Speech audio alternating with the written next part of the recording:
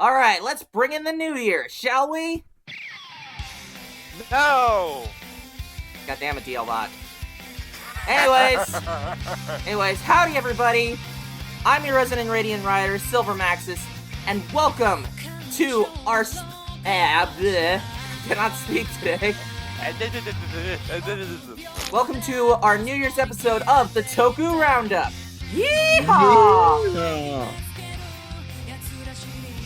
I'm your resident Radiant Rider, Silver Maxis, and of course with us we have the Crimson Visor, Kyoryu Crimson. Yep. Our Adventurer of Egg, Guts Masterson. You will give me an egg. Yeah, but if you continue that to the new year, you'll get something worse than the demotion. Sorry, Guts, but that's already your catchphrase in the song.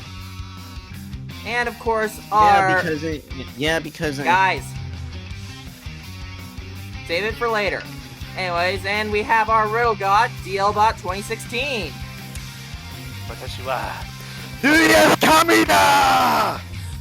God damn it. Also, Dalebot, there is no later for me. I have to go this is a shorter show for me because I have to go with my family in about 2 hours. I didn't say later. Or Silver did. Anyways, come on guys, we gotta focus here. Focus. He started it. Well, I'm Did ending it. Both of you. Slipper us both. I'll take my slipper graciously. Fair enough. Actually, Silver, this gives me the time proper to demonstrate one of my new toys. What do you mean?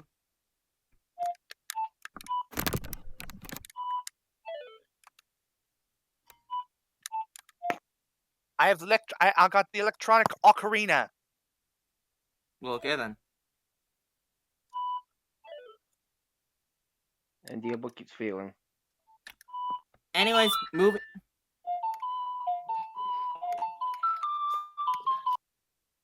I love Okay. that song. Okay, moving on. Sorry. Okay, now both of you be good, or else you will both get slippered. You started it. DLBot? I have access to my Gaia memories again. Alright, fine, I'll shut up. So yeah, ladies and gentlemen, what better way to celebrate the new year than with the 20th episode of the Toku Roundup? Hard to believe we've been going on for 20 episodes now. I didn't think we survived 15. Yeah, me neither. I thought one of us would have killed the other. No. That's Hey. would been you. Hey, if the Runaway Guys can last 7 years, then we can last this long. But we're not the Runaway Guys. Close enough. But anyways, so I'm finally back at my apartment in upstate Washington. And I got a little something, and I got myself a little something, which is so awesome. I finally have my Switch. DLBot! Whatever. And so the past 2 days I've been playing the hell out of Mario Odyssey and Breath of the Wild. Oh my god, it's so good. I love Mario Odyssey so good. And so anyway, enough about us and how enjoyable this winter break has been. Let's move on. And unfortunately, we have to say goodbye to the mail roundup. I don't even think we have any mail today, which is unfortunate. Well, technically, there was that thing that I sent that I forwarded to the mail to our mail. Right, but we're saving that for That's for future reference, and so it doesn't really count. Yeah, exactly. Fair point. Shh, it's a secret to everyone. You all know what it is. It's our No, they don't. Alright. Unfortunately, If you saw the Google Drive, you know what it is. unfortunately, since we don't really get too much mail for the mail roundup, we're going to close it out for 2017 and not bring it back for 2018. We might bring it back eventually, but If we start getting more mail, maybe. For now, we're killing it. So now it's time to say goodbye to the things we loved in the innocent of youth. god damn it, DLBot.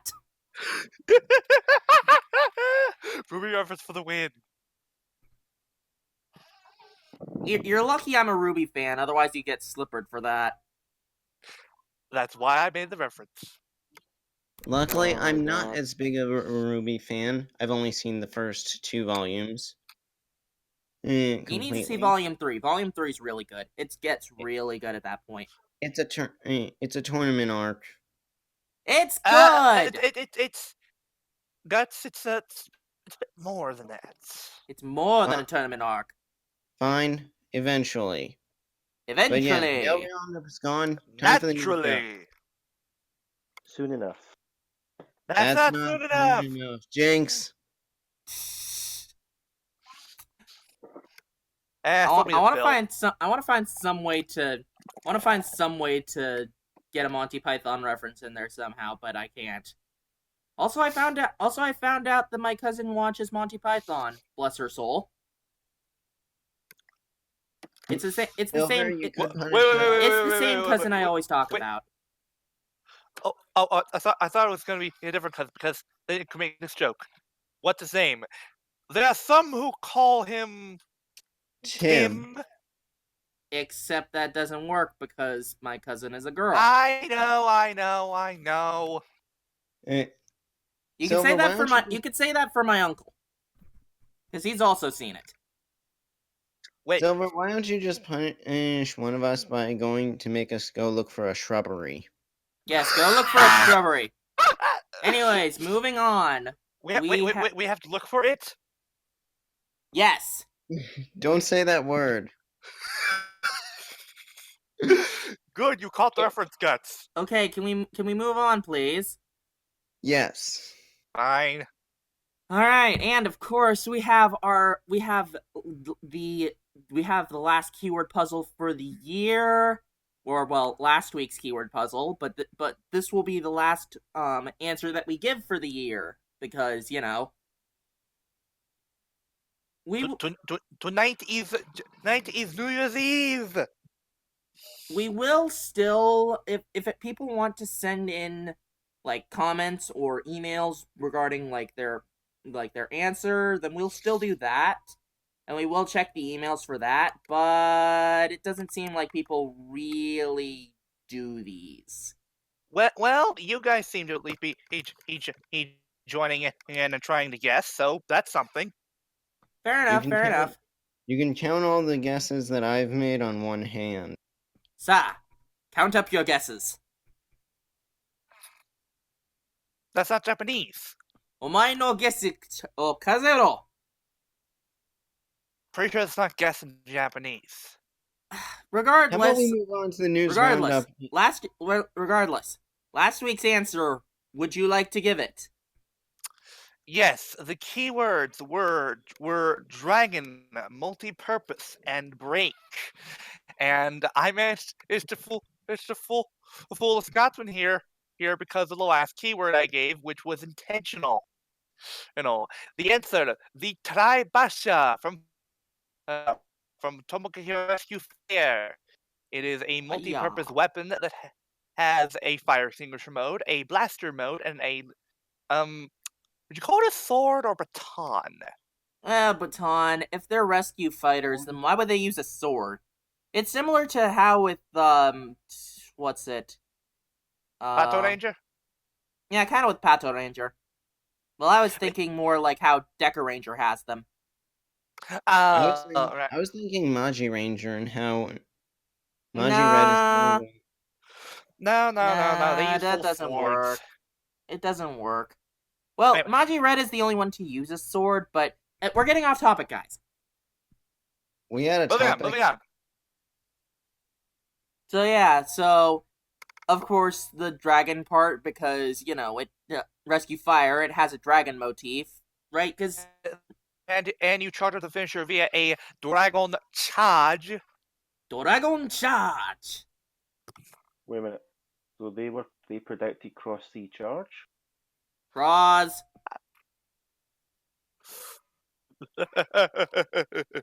Sorry to be a grammar Nazi, but it's but it's not charge. But it's craws. Like the fish. My name is the Cross. Oh, the craw. The You're Cross. scared The of the crow. Cross.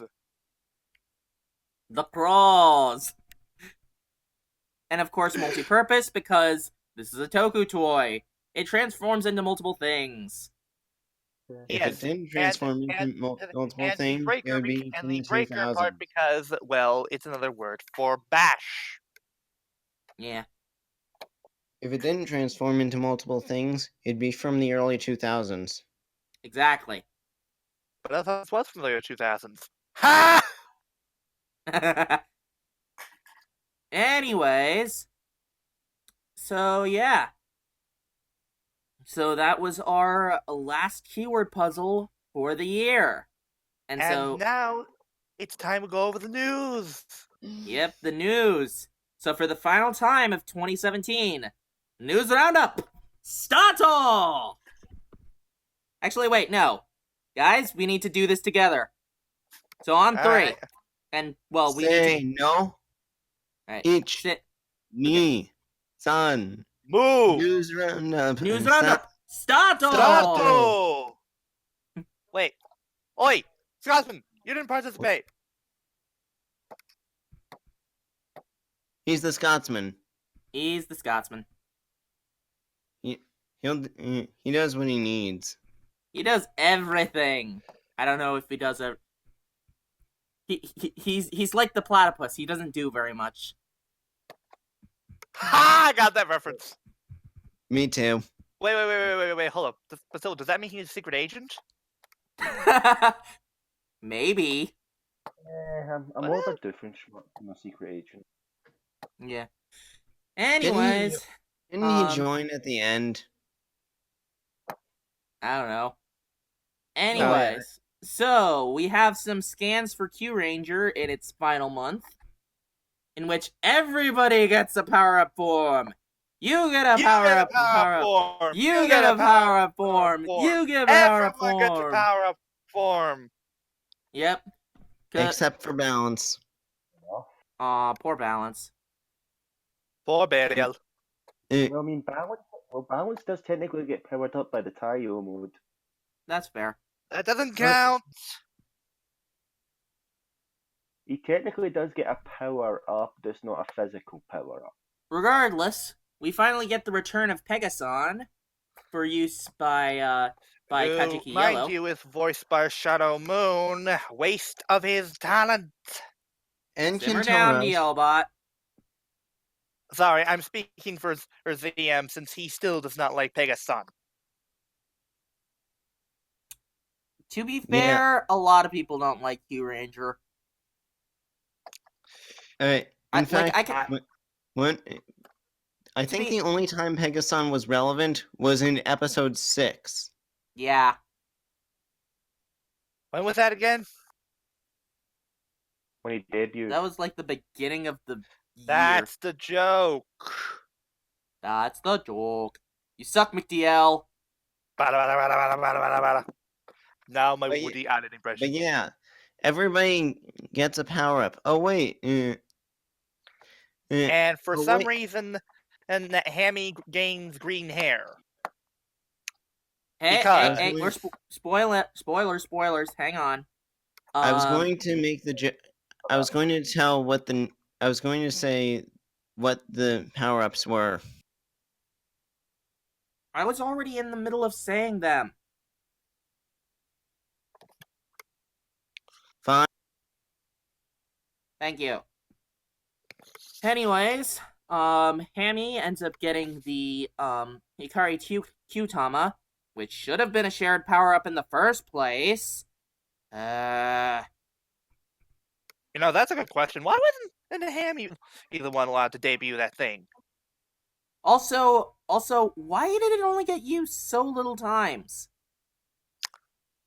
I To be think honest, it has. Yes. The answer is yes. to be I honest, think it was used. the Hikari Kyutama is a better power up than Space Mugen. Well, that's But then because again, well, Space Mugen Silver. is. That's because Space Mugen sells toys more. Hikari Kyutama does not. Also, guys, Well, the if you Once Hikari again, Toei, Kyutama. unless you want Lupin Ranger versus Pato Ranger to be your last Sentai, get your freaking act together. Silver, given the production staff they've got for Pato Ranger versus Lupin Ranger, I What's a think we're in new? good hands. What's a news? Sorry, what'd you say, DLBot?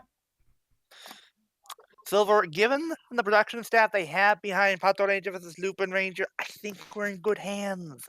Can we get to Hopefully. that? We're getting to Right, that later. okay, hang on. Okay. Of course, Koguma Sky Blue Koguma Sky Blue, Hibit Sky Silver, and Sasori Orange are assuming their own special modes. You know, Oguma Sky Blue, Hibit Sky Metal, and Sasori Orange. Ikajumo.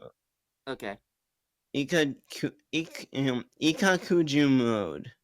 exactly. Basically, where he uses The the drill that'll unicorn. pierce the heavens. Who the hell do you think I am? Good, and Dialbot, you stole my joke. Also, Professor Anton is getting a new form, fusing with one of his Champ Zeros to form Anton Zero. No, wait, no. He's using with Steve, so we'll call him Anton Steve. What about Steve Anton? That works too. And don't forget, Steve is a trooper. God damn it. Also, Anton Steve is a more intimidating and original name than Anton Zero. No. Anton Steve just sounds more funny. and Don Armage is assuming two forms. Crow Don Armage and Ho-Oh Soldier Don Armage. This Silver. is interesting. I don't know what's going on here, but it Silver, who can't be was good. a crow in Q Ranger? Huh? Who was a crow in Q Ranger? Yes, Cuervo. Voiced by Speedor. So, Silver, what did I'm you still say? okay. I'm still not convinced that Don Armage is actually Cuervo. I don't know what to think of all this. Because here's Silver, the thing. I have more evidence. Here's the thing. Don Armage. Okay. Don Armage. If it was just the crow form, then yeah, it could be Cuervo, and he betrayed everybody and stuff like that. Silver, But here's the thing. other thing is, You about let him finish? Alright? but the other thing is that there's also a Ho-Oh Soldier form, so that gives me reason to believe that if it is Cuervo, it's not of his own volition. So, Silver, here's something I've read about. Remember back in the episode where Cuervo was standing in front of Armage? Yeah. What if Don Armage took over Cuervo's body at that instance and pretended to die as Cuervo? I mean, that makes sense. And What we're another getting thing at here is that Don Armage is essentially, well, A parasite. he's a parasite. he's basically using other people's forms as a way to survive. He's And- basically the gold. But now, No, Silver, no. They have to have a mask. Silver, Okay. here's another bit of evidence. In the plot synopsis for the next episode, you mentioned planet. Spoilers! It's all over the internet. I'm sure people have read it by now. It's just one Alright. thing I'm going to say. Alright, go ahead. They mention planets in the Corvus system being blown up. Of all places, just the Corvus system. Do you know about what is Corvus in Latin? Crow. or Caw. Raven. Caw.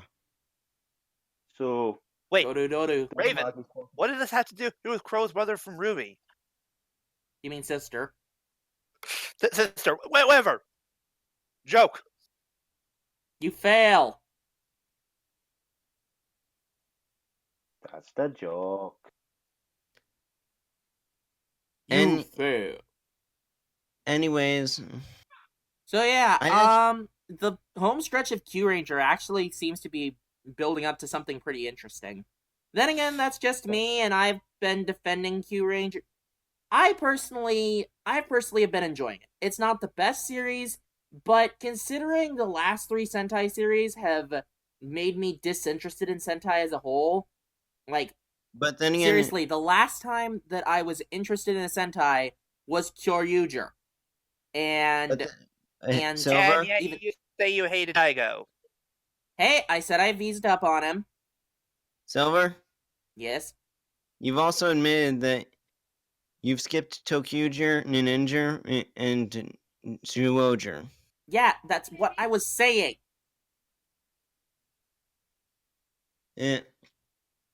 Sorry. Here's the thing, guys, that this has been the first time that I've actually been interested in a Sentai series, so I'm gonna give it a lot more flack, or a lot more slack, not flack. That's the opposite.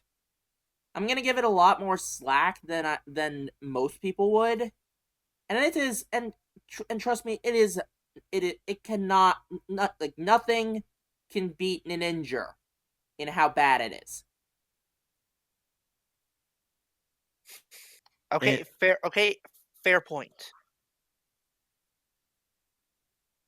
But we'll get to that when we get to that. Anyways, let's move on to the next news. Well, actually, before we do, I actually have one bit of evidence from the episode that'll make it that I will say very quickly for why Don Armage could be Cuervo.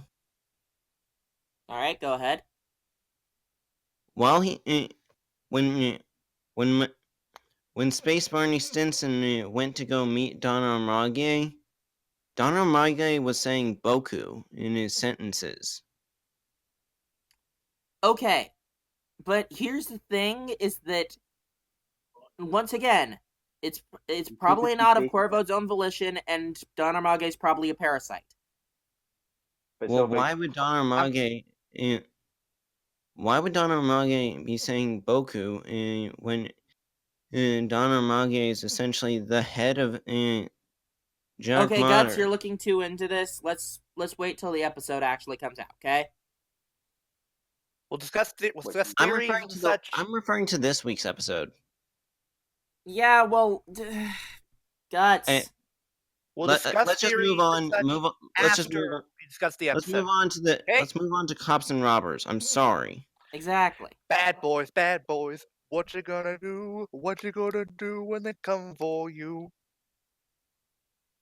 So yeah, we have more info for Lupin Ranger versus Pato Ranger, including more stuff with the story, the staff, and who's going to be working on this. Well, wait, that's the staff. Derp. I said that redundant. I am a part of the Department of Redundancy department. No, wait. I've got a better one, and this is original.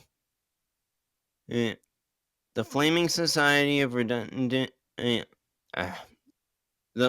Fire Society of Redundant Society Flames. Exactly. Eh? Anyways, so we find out that the main reason for this Mexican standoff, or wait, no, what's the term? What's the term? It's Mexican showdown. You guys know what I'm talking about, right? Mexican standoff. Yeah, Mexican standoff. The reason for this Mexican standoff that we have between the Lupin Rangers, the Pato Rangers, and the villains, the Gangler, is they're all hunting for these items known as the Lupin Collection, Ooh. which is a set of items left behind by the great gentleman thief Arsène Lupin before he became a Ah! persona. Lupin! Was it Lupin the Third? No, No. it's actually the original Lupin. Wait a minute. We're just God damn, making I jokes would've left and laughed right. It, I would have laughed if they Lupin! got behind a set of sideburns. because Arsene Lupin was a real fictional character. I know, but just imagine it. They find an item of Lupin and it's his bloody sideburns. Wait, God Wait. damn it! wait. Is it possible that this Lupin was actually Zoruk Tojo? God damn Okay, it. how about this? Can any of you actually make a joke that doesn't involve Lupin the Third and about the actual Lupin? You think they're Um, coming right I away. just made a Well, joke. one thing's for certain: we'll never see it coming.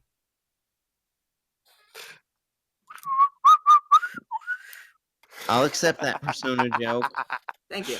Wait, guys! Let's try something. You can make all the Persona 5 jokes now, since the whole theme with the Lupin Ranger is gentlemen thieves. Anyways, moving on. So the Lupin collection has the power to either bring about humanity's prosperity or its destruction. So yeah, this is interesting to say the least. So it can either save the world or destroy it. How decayed of you!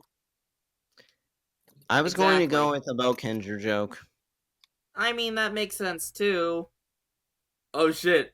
What if the Bokangers get involved in this? Then it's Lupin Ranger versus Pato Ranger versus Bokanger. I know that'll never happen in a million years, but No. Super Sentai meets Indiana Jones. I know that this won't happen, but still. A kid Fanfic can dream, writers, am I right? get on this. Fanfic writers, to your keyboards! Here's the thing also, and it's something that Ziam and I noticed involving the Lupin Ranger's visors. All of them look identical to the visors of the Time Rangers. I noticed that in the beginning. Coincidence, I think. But there's a big... It could be, but still. And I actually did a comparison between an image we got recently of the Lupin Rangers and the Time Rangers visors. We must have missed that one. Anyway. I mean, it's a well, thing. I didn't put it in here. Well, that's why we missed it. Anyways, I'll just find the images and put them in the Roundup chat. Anyways, it seems like Lupin Red is taking a very similar it seems to be very similar to how Akira Kurusu from Persona 5 is going to be, of an everyday man who becomes a stylish thief by night or something like that. You get what I mean. And wait, what's this? The Reds actually seem intelligent? Witchcraft! Hey, Lucky's not that bad. He's just plot heavy. He's plot heavy and he can be a bit of a ditz. A bit. But at least his heart is in the right place. Exactly. Unlike a certain other Red.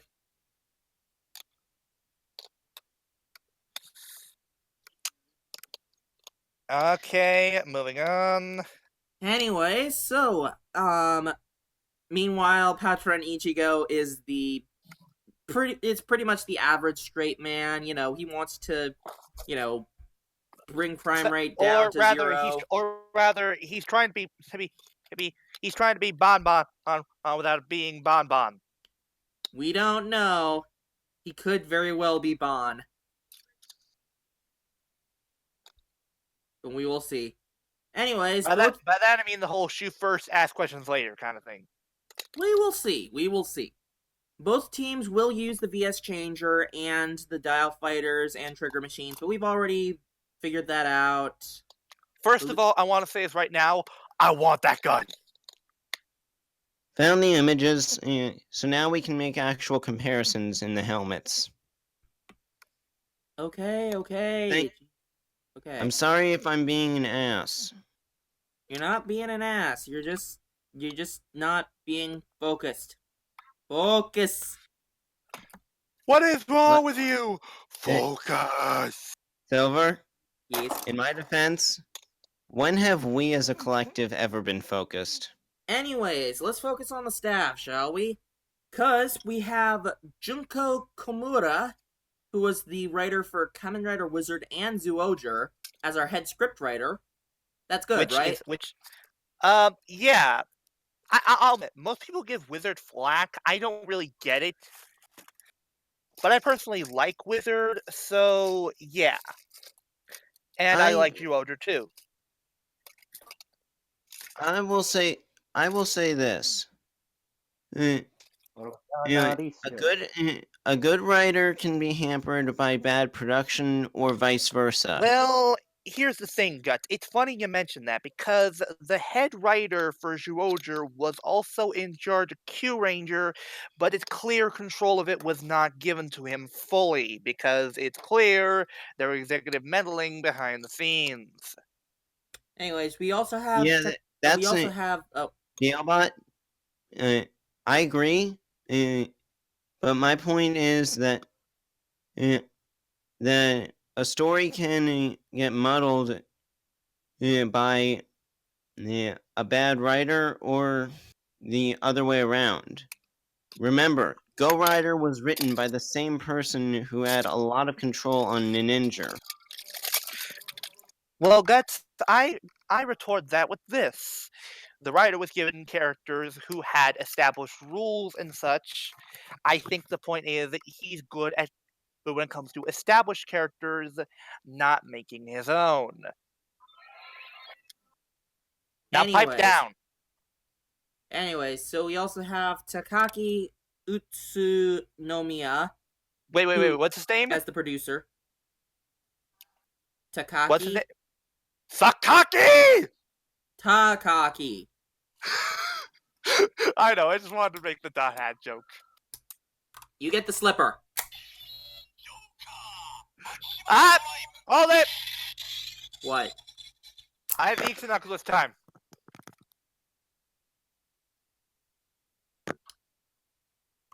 You can't get out of this with the Ixa knuckle. I just did. You dick. Happy New Year's. Silver, double Uh, twin maximum him. I can't exactly twin maximum him. Yeah, he only has one slot. Oh yeah, just hit him again. Actually, no.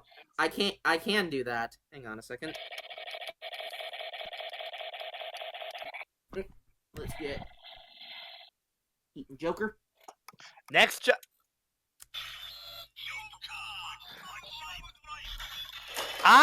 hold it! Two weapons of my own.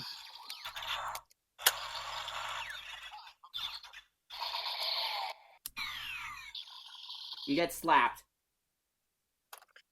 I just countered. With what?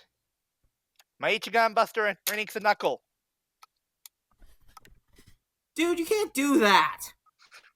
I just did. Yeah, well, guess what? Yellbot, guess what?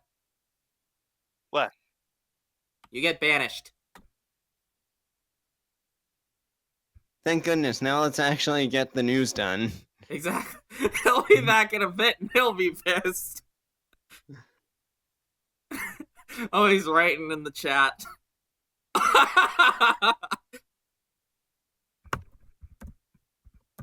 No. No.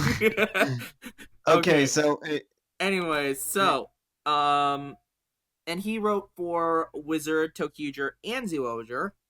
And we have our as the producer. We have Sasaki Matoi, who worked on Ghost, Xade. Welcome back. Wait, did I could get back? No, I was just waiting for you to get back. Don't mess with me, DL bots. Well, don't mess with me, Silver. Dalebot, there's only one of us in this chat that has the boss role, and it's not me, and it's Exactly. not you. So sit down, real god.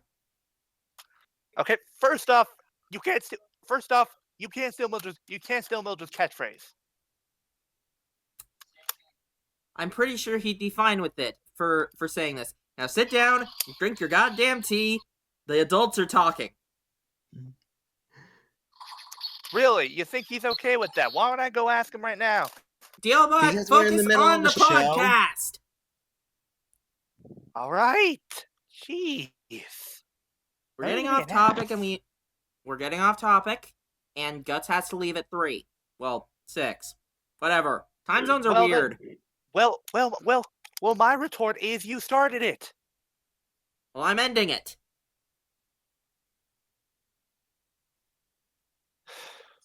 Professionalism. We're swimming in it. We're professionals of what we don't know yet. Anyway, so we have Sasaki Matoi as the chief producer, who has worked on Ghost, X-Aid, Build, and Q Ranger. Wait, he worked on Ghost? He also worked on X-Aid and Build. Okay. Hey, wait, that could mean we'd be having a crossover. An actually good crossover. We will see. We will see. We know it's coming in the 7th. Anyways. Yeah, but he also worked on Q Ranger. Anyways, and we have Teruaki Sugihara as the director, who also worked on Q Ranger. And my phone is ringing.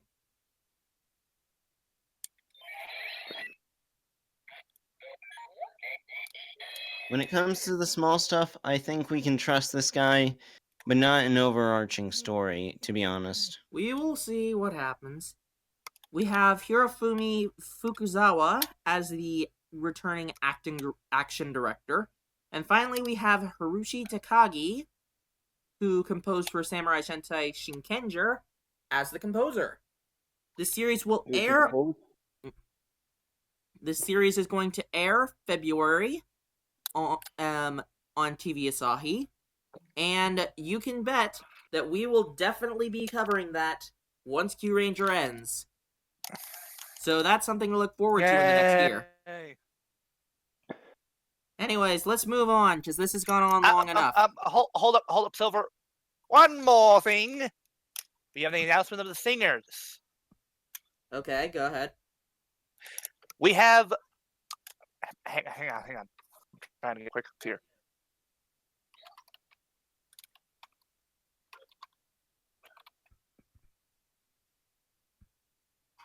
Oh, hang on. I'm trying to get the name. Trying to get the name. Trying to get the name. Here. Here we go. We have Hideaki Takahashi.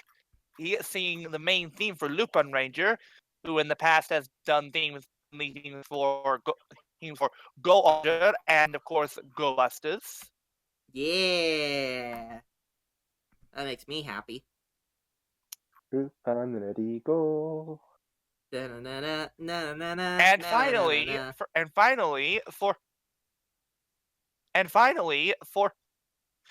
the ending theme, we have Tomohiro Hatano who did Lucky Star for Q Ranger. So the guy who sang the opening theme for Q Ranger is coming back to do the ending theme for Lupin Ranger. Which that theme song's pretty badass. Yeah, it's pretty good.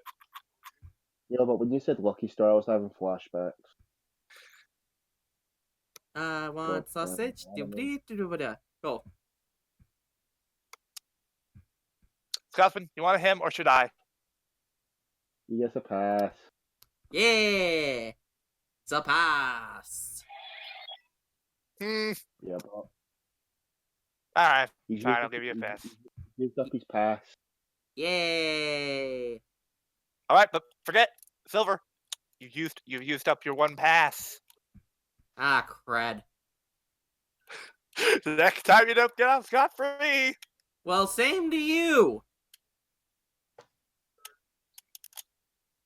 I didn't get a pass, remember? Well, You got a pass earlier. exactly. Now, let's continue. Mob Psycho 100. We have new actors for that, or well, we have new confirmations for different actors. And who would like to cover this? I'll do it. Okay. All right, make it quick though. Just uh,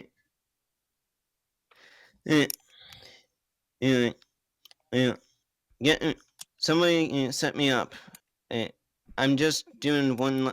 I just need to check something to because I remember the characters based on their appearances in the show. Well, you can read the doc. I know. Anyways, the Mob Psycho 100 series will have many more Toku actors, as the website for Netflix Japan has announced. Among those actors, Atushi Arai, aka Michael Minato, aka Kamen Rider Aqua, and Poseidon from Megamax. He will be playing Teruaki Hanazawa, who, now I remember, who will be a rival for Mob and have a ridiculous wig during a few parts. Wait, is he the super genius guy that's voiced by Curbifer in the anime? In the anime, he's blonde. Right. Is that the one guy? The one guy that's voiced by Curbifer? I have no idea who Curbifer is. Shame. Wait, I'm checking. Too late. Nope, I already found it. Yes, it is the guy who's voiced by Curbifer. Well, okay It then. is. Okay, hang on, guys. BRB. All right. Kasumi Yamaiwa, aka Momo Ninja, aka Best Ninja, will be playing Tome Kurata, who is very obsessed with. Actually, wait. No, I checked the wiki. It's not the same. It's not the person who's voiced by Chris Niosi, aka Curbifer. Anyways,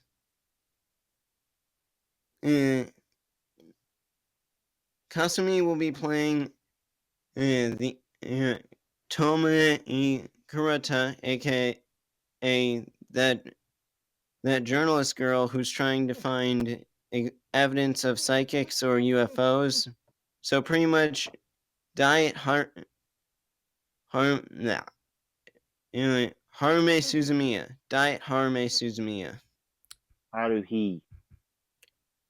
Yeah, I'm sorry. I've only watched one episode.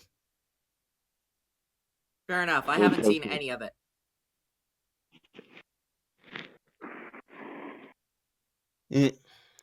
Moro Morooka, aka the Formicalibus worm from Kamen Rider Kabuto, as himself, which is kind of weird. Then at Moroka, so King Moron. Anybody? Does anybody get that Akio reference? Otsuka, Kyoryu, your audio is coming in very muffled. Hello. Hello. hello. I said Moroka, so what? King Moron. Nope. Wrong. Morooka. Yeah, he's dead. Yeah. Smells good. What about smell? Anyways, we have Japanese Solid Snake as well. Okay. Yes, he'll be reprising his role as that as Mob Psycho's token evil pet, Dimple. Though if he'll play the part of the cult leader version, we don't know. And now comes the Awakening Club. And now comes the Awakening Lab, composed of halfway decent psychics that think they have powers until Hello. they find out they do have powers. Hello, I'm back. What a miss. Welcome back. We're just going over the list. It's a bit long. Got to Melon. All right. There's the fact that certain pink ninjas has sneaked her way onto the cast of Mob Psycho. I already said that. This might make me actually consider watching it. Yeah, but we're on to Melon Ward. Yeah, we're on Hey! Melon. Melon Lord. Yay, Melon Lord! Yes, sir. I am not Takatora. I'm Melon Lord. I'm sorry, I couldn't resist the Avatar reference. You know what? I'll forgive you. Yay! Anyway, our gracious Melon Lord will be playing Kenji Mitsura. I think he was the leader of the Awakening Lab psychics, but I don't really remember too much because they were minor characters. Moving on. Kenji Mitsura. No, he plays Kenji Mitsura. Oh, sorry. Akihisa Shino, aka Soji, aka Kyoyu Green, as Daichi Shiratori. Also, I don't know what went on with some of these, but it gets really weird as we go on with the on the dock. Yeah, I don't know what happened. Anyways, Kyoyu Green is playing the round-faced twin among the Awakening Lab. So, who's gonna play the square-faced twin? We don't know. Anyways, we gotta hurry. Come on. Okay. I'll just skip saying who the other characters are. Hang on. We'll just go through who's on the thing. So we also have Akane. Sakanui, aka Asuna Yamase from Ultraman X, as Rei Kurosaki. The members of Claw will be portrayed by Masayuki Da, aka Kyoryu Boken, no! I'm sorry, I had to quote Marcus Atsu's W Forever video. I will slipper myself now. Okay, who wrote the? Are we sure that the doc is right in saying? Let's just go over the characters. Anyways, I need to slipper myself.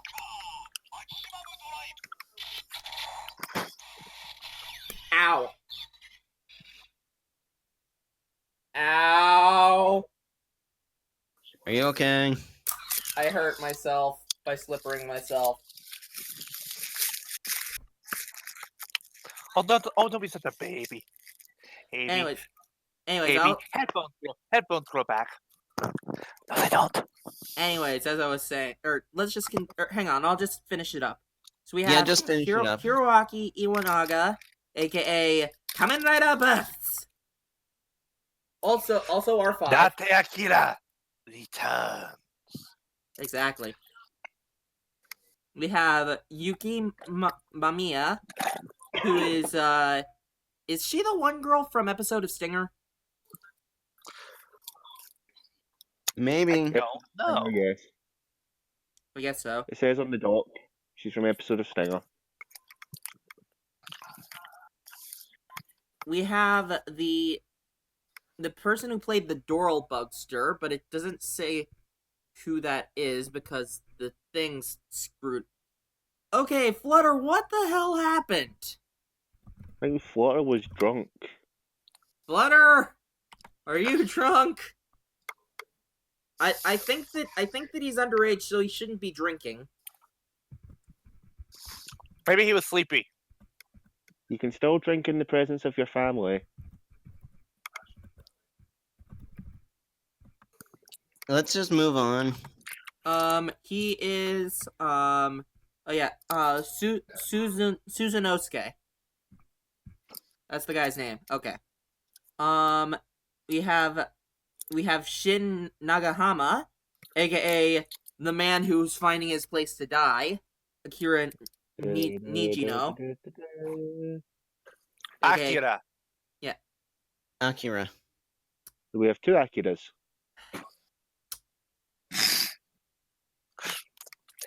Okay, considering that Oh Akira, wait, he's playing considering Musashi Go Die. okay, It guys. was essential.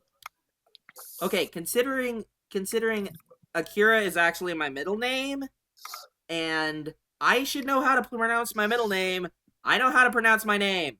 I know how to pronounce the name. Remember the name! I don't even know what I'm saying. Silver, are you drunk? No! Well, it is New Year's Eve. Whatever, we're skipping through it. Just know that there's a lot of people that are in this, and it's a long list. I think Flutter might have been drunk when he wrote the doc for this. We don't know. It's gonna be premiering on Netflix January 12th. We don't know if it's gonna be premiering or if it's going to be showing up in English. So we will just have to see. Anyways, Kamen Rider build news. Let's go. Yeah. Kamen Rider Grease. Kamen Rider Cross and Ah, Charge. crap! Wrong place! Wrong thing! I botched. I botched.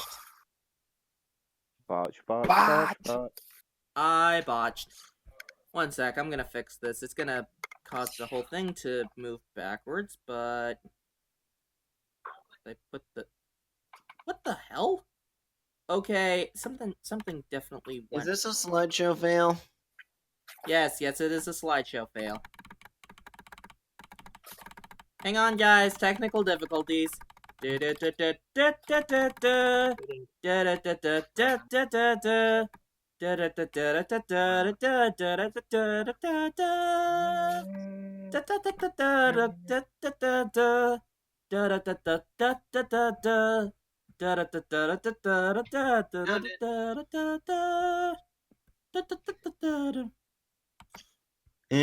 Considering you guys were throwing your weapons around earlier, I had to get it out.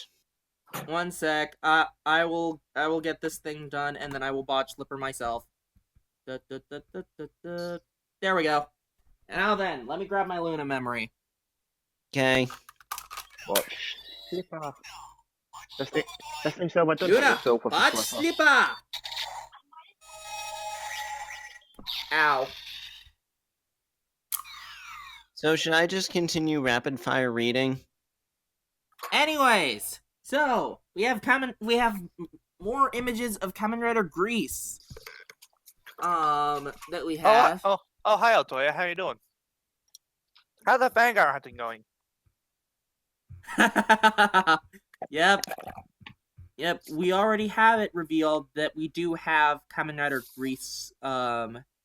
As you know, that Kazumi Sawatari is going to be playing or is going to be played by what's the guy's Kohei Takeda, aka Otoya from I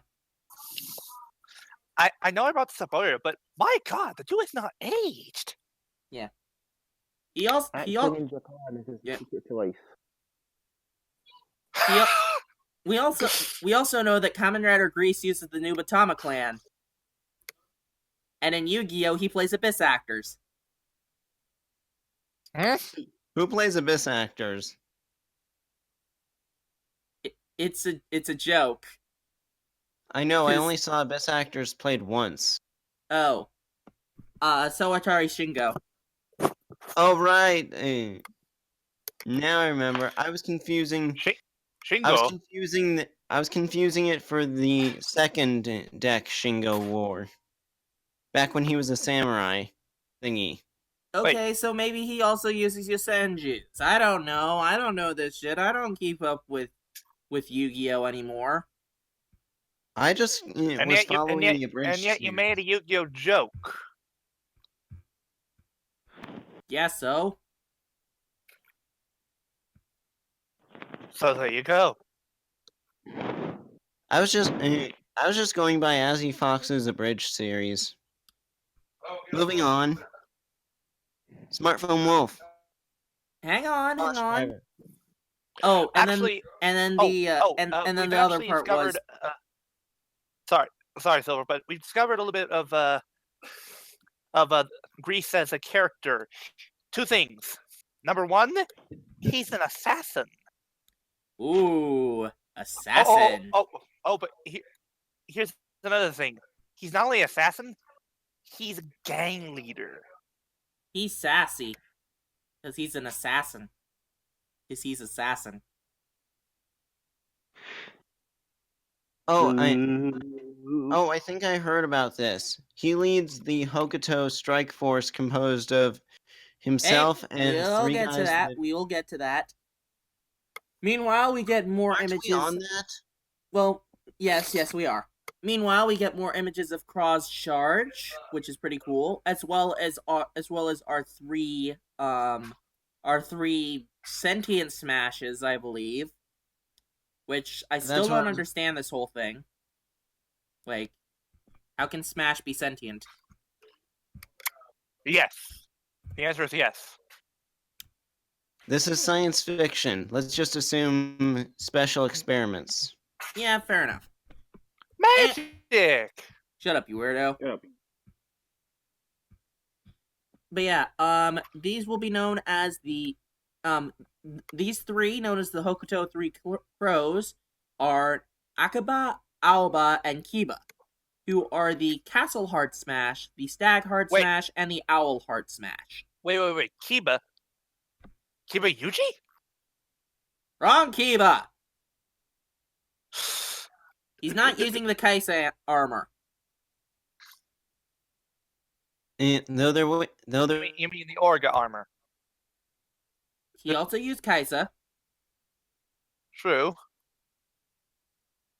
Also, the title lies because none of these Smash are crows, and technically, Grease counts as one of the three crows. So the only thing that's accurate about the name of this group is that they are from Hokuto.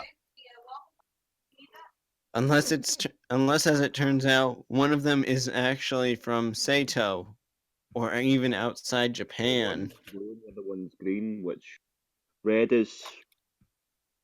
They're each the colours of different nations, so there could be one from each nation. I don't know. This Also, just seems weird. Also, we need to make references to Kamen Rider Kabuto and Chojin Sentai Jetman when they inevitably fight Build. Huh? Blue Stag Beetle and Yellow Owl. Yellow owl? God damn it. You Good got one, it. Good. My God, you guys. You guys are so weird. What do you expect? We're nerds. Nerds! But to be fair, I'm at equal standing on both series. Although I'm that? I'm wondering, because we have the Castle, the Kuwagata, and the Fukuro, which ones are best matches? To the Build Driver hacks. Yay! Wait, Except actually, they're not in the Build Driver. Oh no! Wait, Oh no. Wait, I actually heard something that I remember something that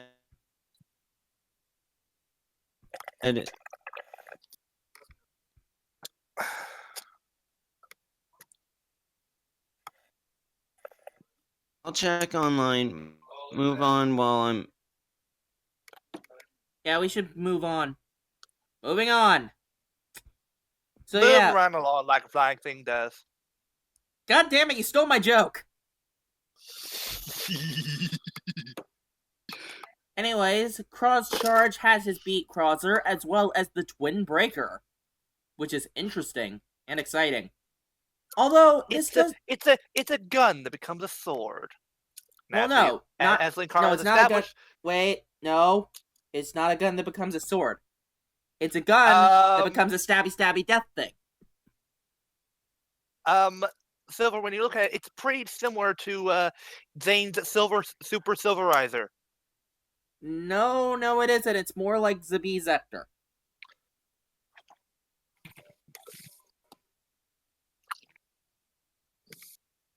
If you want to be technical, it's a Qatar. Fair point. I was just about to finish the joke.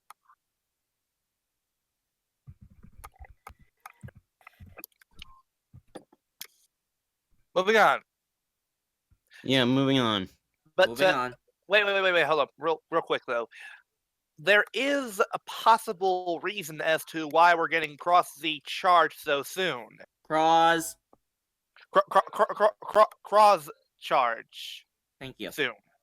Because it's rumored that they might have set the Cross suit on fire.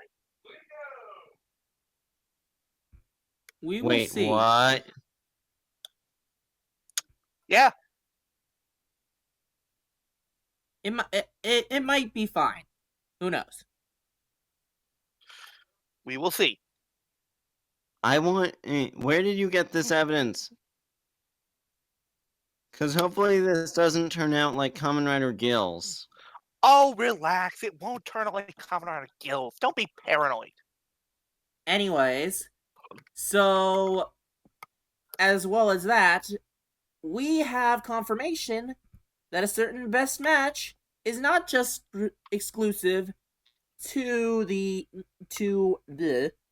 is not just exclusive to a web video.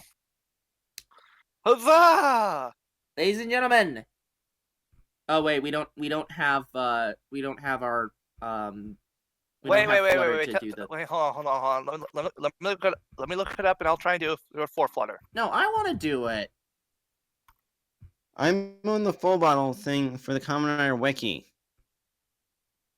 I'm pulling up Sento's character as we speak.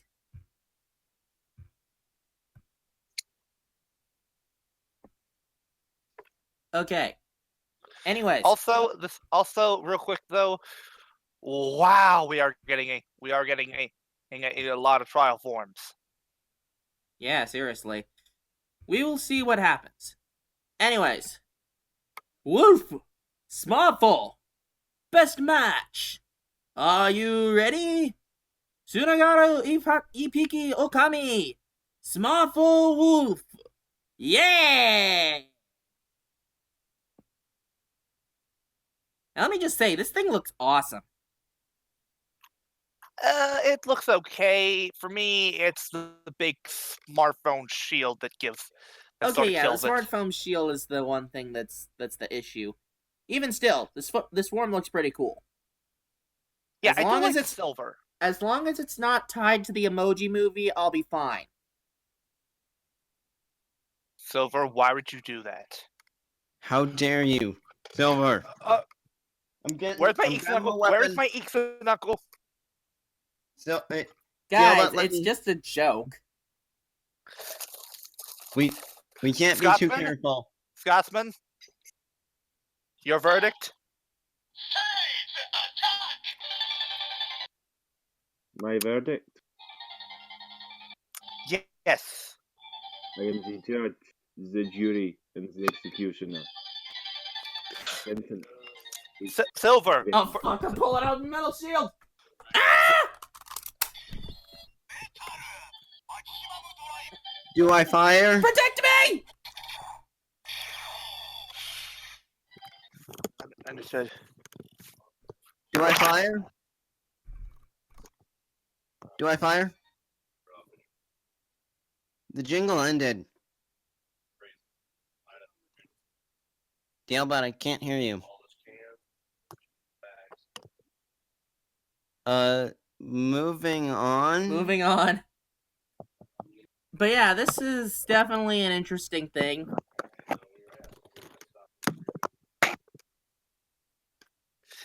Guys, BRB. Okay.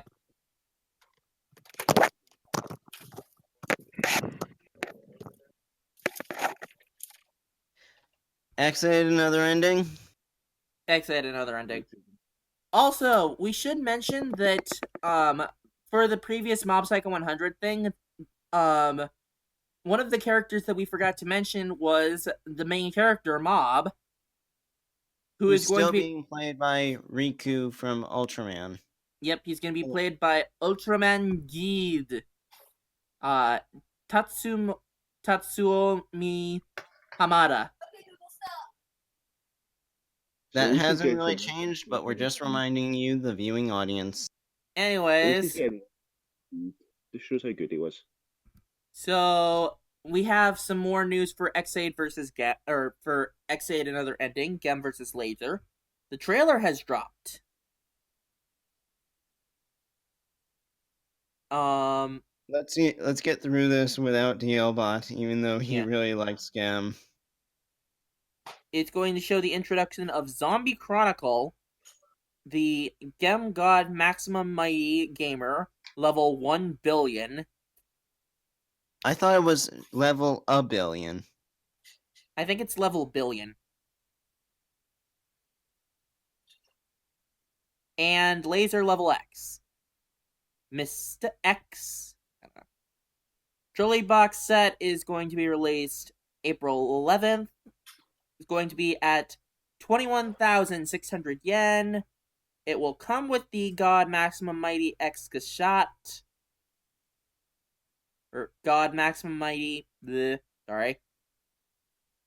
And a CD with all 3 of the theme songs. And yeah.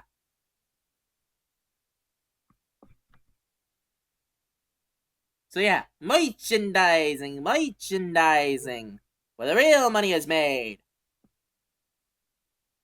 Are we excited for Zombie Chronicle? I'm excited. Are we excited for Gem level 1 billion? I'm excited. Are we excited for Laser level X? I think we're excited, Guts. The joke is you say meh to Laser level X. Meh. Then we're ready for the V cinemas. Alrighty. Anyways, yep, we ready to move on? Yep, Futo Detectives time. Yes. We have the release dates for the first 2 manga the first 2 volumes of the I can't speak. So the first 2 volumes of Futo Detectives will be released spring 2018 and spring 2019. But I thought that it was already released. Who knows? Could be. Who knows? I don't understand. Hang on, I'm gonna check this up. West Side Story reference.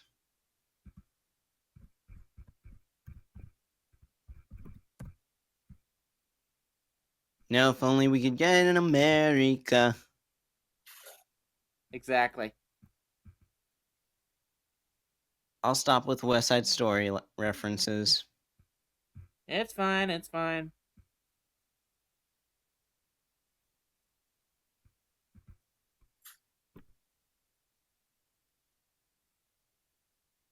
So, what are you looking up again? Because we wouldn't want the. I do not understand what is going on.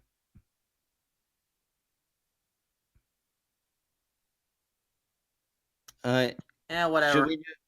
we just jump to the next slide? Yeah, this is just a thing. Moving on. We have, last but not least, we Princess have. Sky. Yep. We're still talking about this thing, but we have news that Kamen Rider G3 is going to make an appearance. Joey, you want to cover this one? Garyu, are you dead? G3, why?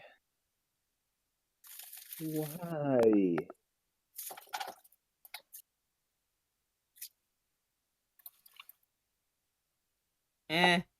Who knows? So, we've been talking about this Princess Bride thing for the past couple of weeks, and Jun Kaname, otherwise known as Makoto Hikawa from Ikito, as a AKA chauffeur. one of the biggest punchlines. Yep, as Yoshio Hanamori, a chauffeur who loves beautiful women and Lexus cars, which is My odd. dad actually drives a Lexus car. This Oh, by is the way, where this so that reminds me. Hey, I owe you some punishment, and I'm going to deliver it via the ocarina. And bestow upon you the Song of Storms. Damn it, we had clear skies here in Washington for once. Why you gotta ruin everyone's parade? So you could say I've rained on your parade. Do you want to get slippered? That's how you get slippered. silver. I'll give him my blaster. You forget? I have the Song of Time. Okay, okay. So what moves faster? Your fingers on the ocarina, or my Seiza blaster?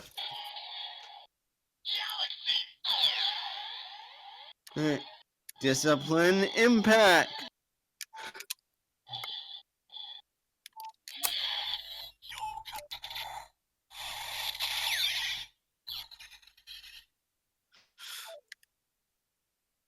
Moving on. You got double team DL bot. Deal with it. Raising. Yeah, I was gonna say phrasing. As I Anyways. was saying, this is where this drama makes a difference from the actual manga, because in the manga, this character loves Mercedes Benz, not Lexuses. Oh wow, what Potato, a drastic potato. change. It'll premiere in January and will air from Mondays at 9 p.m. Oh boy. Monday. Anyways, Monday let's Night move Rise. on. You all know our opinions on this. Why? Because Why, Japan hates you. Wataru, from build over on the build set, your father's son is very disappointed in you. No. Toya always expected his son to grow up to be a wussy.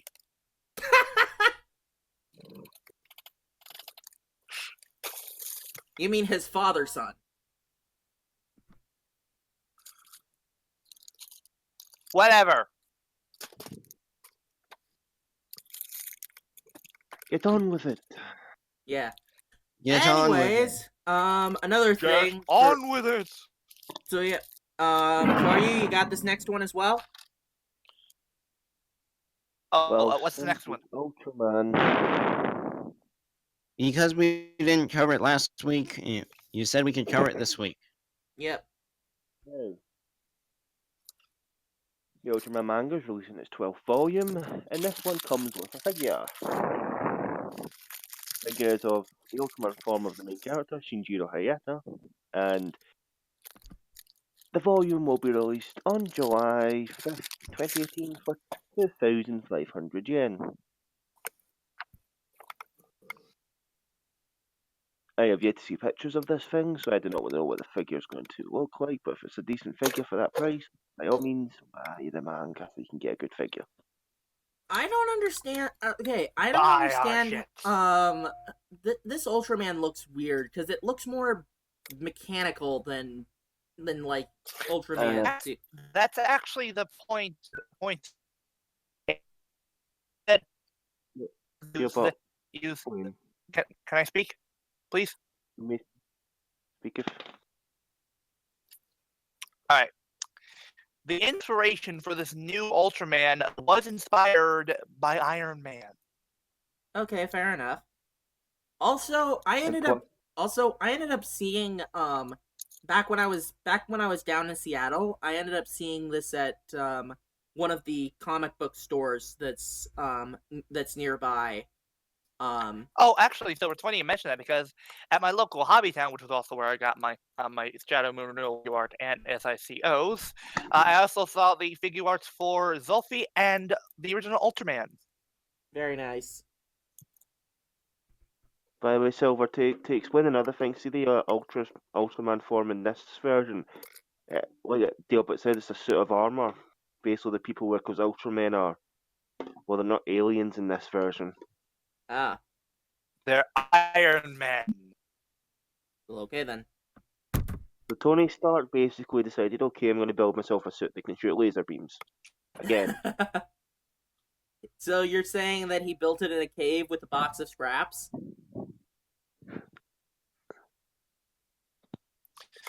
It came without tax. Came without. Ah! I was trying to quote the Grinch. Also, something that I got for Christmas, I got this really soft blanket that I'm laying on right now, and it's so soft. Oi! I'm sorry, I love soft things. Soft things make me sleepy. Oh. If you want to talk about soft things, let's talk about my Y plushie that I and you don't.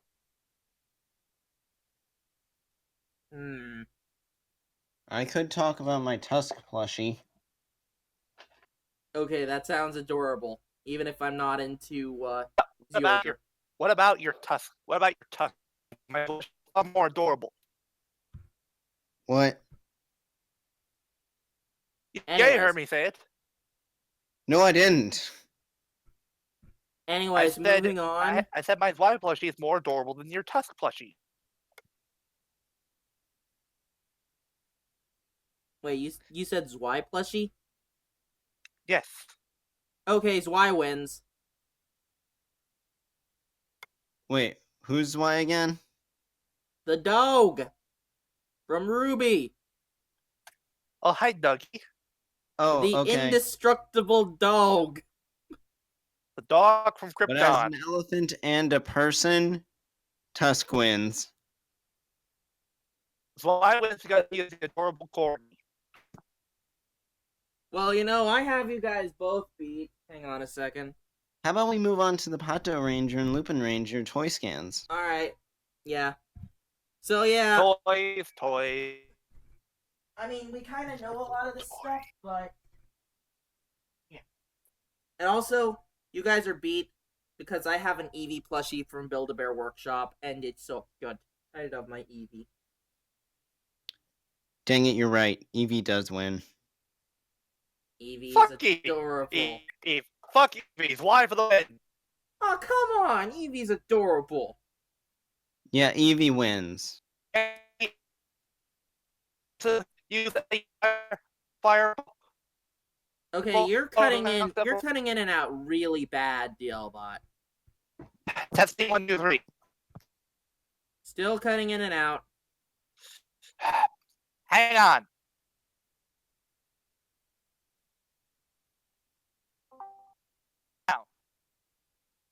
Still cutting in and out.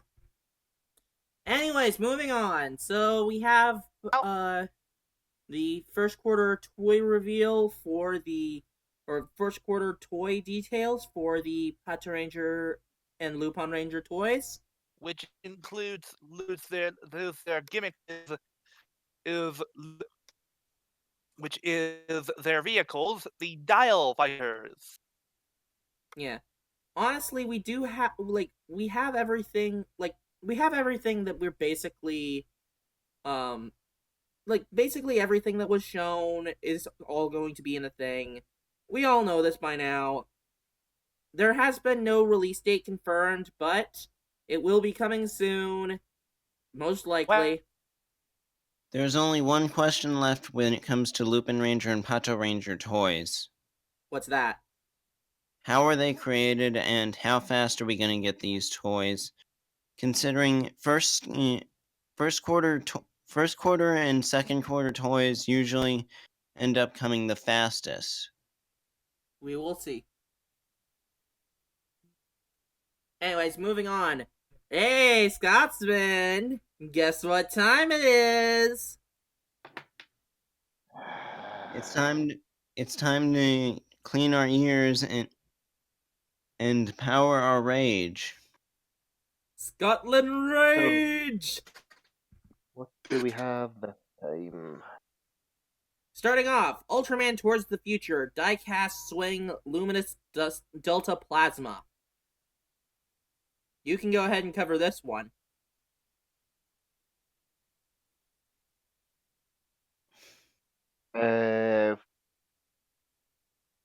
Wait a minute. Towards the Future is Ultraman Great, isn't it? Yeah. It's the only It's Ultraman I haven't seen great. yet. Great! Or wait, no. It's So Ultra... wait, hang I on. do not know. You have Ultraman Delta- Great, but we're missing Ultraman Good, we're missing Ultraman Awesome, we're missing Ultraman Outstanding, and Ultraman Amazing. What about Ultraman Average? So That's all not you in the did was joke. press A. What? All you did was press A. Exactly! Well, Silver, technically there is an Ultraman Good. He's just called Ultraman Nice. Ultraman Nice. And he What? transforms. I was He making transforms I like was making a jelly Sonic. Wait, sorry. Ultraman Nice. He transforms using jelly sweets. Okay. But I was making a reference to I was making a reference to Sonic Colors with Ultraman Great. So this, I'm guessing, is basically his transformation item. I'm not sure. I think it is because it does. It mentions as an LED in the middle, and Ultraman's Great transformation item was basically a pendant with a light up bulb in the middle. And the only other thing about Ultraman Great is he was the first Ultraman to have a spandex suit. That is not spandex. It will release in March 2018 and is priced at 5,980 yen for a bit of die-cast metal that you wear around your neck. Okay, this is pulling at Bandai. Yep. Oh, but it gets worse, Kyoryu. What time is it? Guts, don't even begin or you will be getting slippered. We have the Kamen Rider Black 30th Anniversary Watch. And Kanegon has something to say. Feed me! Kanegon need food! Okay, Feed me! Bandai, what is it with your boner now for fucking watches? Also, you need it! What's Watches wait a make minute. Kanegon hungry. Kamen Rider Black's one is priced at 32,400 yen. What? Hey, What? And Shadow. What the fuck? hey, at least it compared to Shadow Moons, where it's 34,560 yen. Premium Bandai. Can't beat my, no you can't beat my Scotland Scotland Rage. Rage. Premium Premium Bandai can. Bandai can go suck it. Yeah, but Yes. Do you have the DJ gun ready? Would you like my heat memory as well? Actually, no. We need trigger.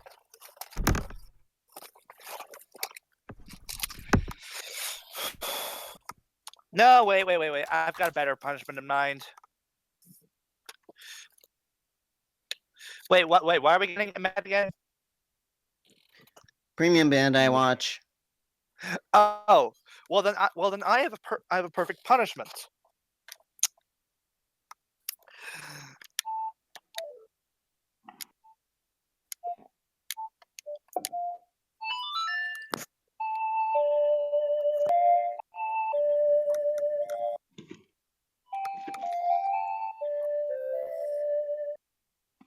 I hereby banish you to the depths of time.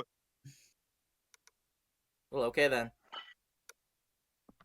I love my ocarina. How's that? Fun fact, Silver, the buttons on the ocarina are actually the same as the NES controller. Nice. N64. That's what I said. No, you said You said NES. NES. Whatever. Wah, Nintendo. wah. Anyways, Do you want to Have be? we Do you want effectively to be covered- banished into time? Time too, Silver. Just hurry up. Dialba, if you banish Silver, then our podcast has to end. Exactly. Fine. Anyways, but that's not the least of the clock related stuff. Because kinda gotta need more food. Clock up. We have the Kamen Rider Shocker Prime clock, Eternal model. Wait. So Shocker's getting more merchandise? Yep. There's a Shocker. Kinda Hey! got Ooh, nice Shocker grunts. Nom. Yeah, but that joke was bad and you should feel bad. Hey! Blame Easy! He made the joke first. Exactly. More Shocker merchandise, Shocker promotion. There's a Shocker. Must be Tuesday. Guts, you want me banished in time? Let's see you get banished in time. Anyways, this one is priced at 25,920 yen and will be released January 2018. And it features voice clips from the original Shocker Great Leader himself, the late Goro Naya.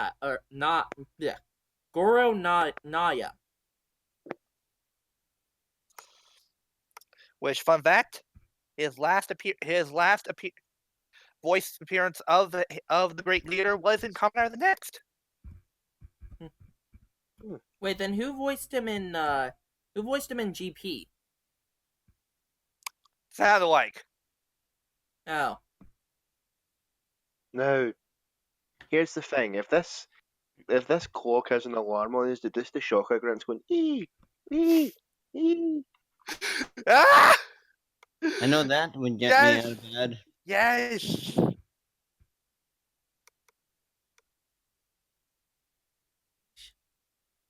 Anyways. Silver, you're up. Oh yeah. Yeah, this is your. Well, real quick Scotland Rage. Joryu, your thoughts? Way too much. Premium Bandai should start rethinking their strategy for getting suckers to buy things instead of putting price tags that even some people I know would scoff at, even though they have the money to buy it. Exactly. Anyways, now then, you guys remember back a few months ago when I kind of had a bit of a drunken rant about how stupid Japan was with their writer survey, and I was like, you know what? I'm gonna make my own. I'll be mail rider survey with blackjack and hookers. Exactly. But luckily, it did get a few votes. 21 votes, but it still got a few votes. And Let's see. I haven't seen this. And to be honest, with the exact 10 that got votes, it honestly does make sense why these ones would be picked. So I'm Okay, going. okay. Let's see. I wanna know. Okay, so these ones are in.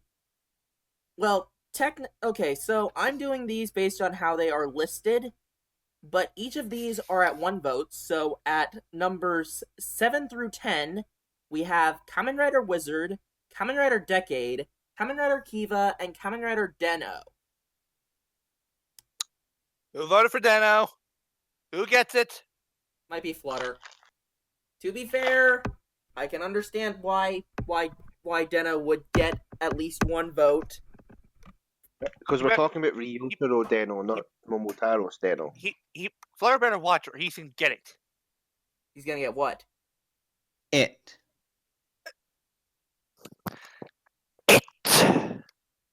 Okay. Yeah, but stop saying that word. Also, stop saying the word the Knights of Ni cannot hear. Exactly. What? It? You said it again. Anyways, 4 through 6 at 2 votes Wait. each. I know what the Knights of Ni favorite movie is. It. Stephen King's It. God damn it. Anyways, continuing on. 4 through Dialbot? 6.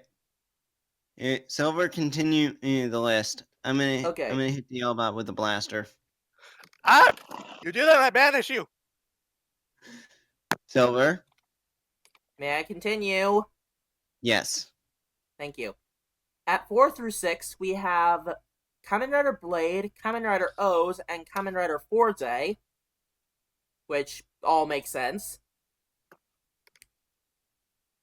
Tied for second and third place at 3 votes each, Kamen Rider W and Kamen Rider Gaim.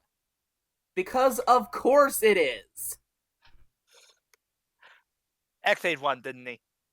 Yep, at 5 votes, we have Kamen Rider X-Aid. Wait.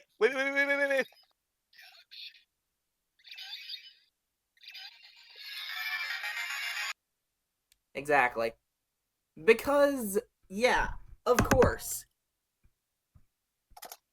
And even if it's a small amount of votes, this shows like far much what people love. This shows how much of an impact X8 has had on people. Not just X8, but all 10 of the ones that were voted for. These, all 10 of those series has had a following with people. Whether it's Silver? W, whether it's Gaim, whether it's X-Aid. That's not to say, however, the ones that weren't picked didn't. That's Silver? fair. I mean, Drive didn't get any votes, and yet I still really like Drive. Silver? Exactly. The point is, while everyone has their favorites, some are well known and better liked than others. It's not a bad thing. It's just how things are. It's like a Power Rangers. Guys, Yes, Guts? as I was trying to say, Go ahead.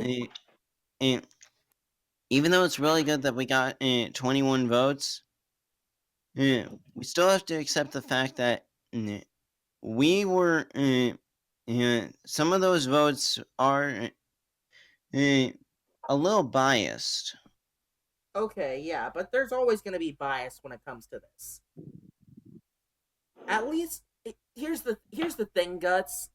This was a lot less bias than what Toei did with their their survey. Here's the deal. The reason why our poll is superior to theirs is because this was asked by writer fans.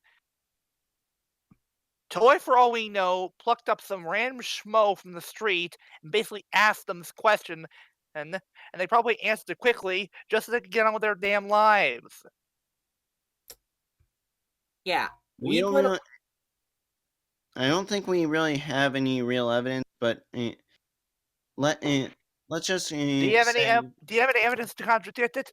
No? Then shut your mouth. And this is something was that a joke, DLBot? Here's the thing. No. Here's the thing. If we had a bigger sample size, then yeah, maybe we might be able to do something better than hell. if we're able to do this at like if we're able to get this survey at like Ranger Stop or Power Morphicon, then we'd probably have a lot bigger results, and we'd have a lot bigger of a. You know what? Poll. Actually, are Uh, any of you guys going to Morphicon or Ranger Stop? I don't know if I'll be able to go to Ranger Stop this next year. I Will you can't be go to conventions. Will you be able to go to Morphicon? No, Morphicon's all the way up in Texas now. Wait, is it in Texas? Or I don't know. No, wait. It's still in California, somewhere else. Fair enough. But look, Ranger Stop was the best bet, and I don't think it's gonna happen again this year. We'll have to figure this out. If anything, probably Japan World Heroes 2019. So If there is one, there will be one, how do you know? because there was a lot of people going to Japan World Heroes. Yeah. Well, let me just direct you to. Let me just direct you to SavCon. There was a lot of people there, and it got canned too. Well, we don't know either which way. Regardless, the fact of the matter is, these shows are great. And despite the fact that we only got 21 votes, it still goes to show that these shows, like, that these certain shows have a following, And not only that, the surprising thing is the newbie writer. The latest writer in the Heisei lineup was the winner. That goes to show you how much quality X8 has and how much of an impact it left on people, even after it was only a few months. yeah, the fact that people can call Xaid their favorite writer just shows how great it was.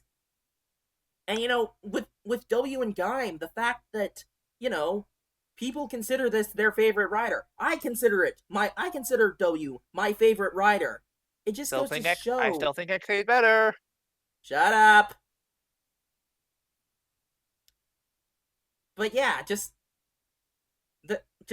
just goes to show that we like these quality shows, and that's the main reason why Toei, don't screw it up.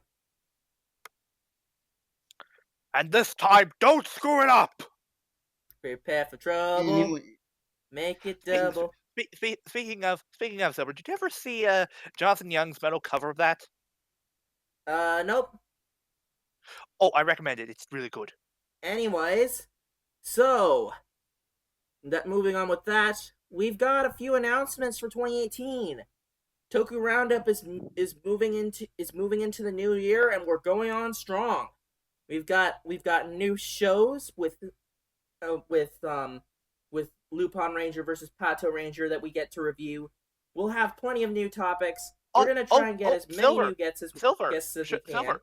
Should we announce that thing we're planning? Hang on. I'm getting to that. I have a slide for it. Yay!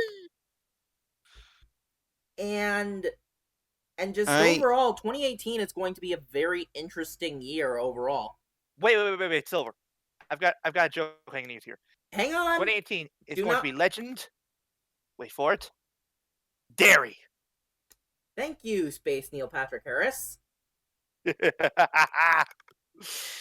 We're in the process of getting guests, waiting for Lupin Ranger and a bunch of other stuff. And with that, I think I have to take my leave. Okay, Guts. Yeah, sounds good. All right. Yeah. Well, make sure to say your sign off. This is Guts Masterson saying to stay awesome, respect Toku, and stop giving me eggs. You will give me an egg. Or no, it should be stop taking my eggs.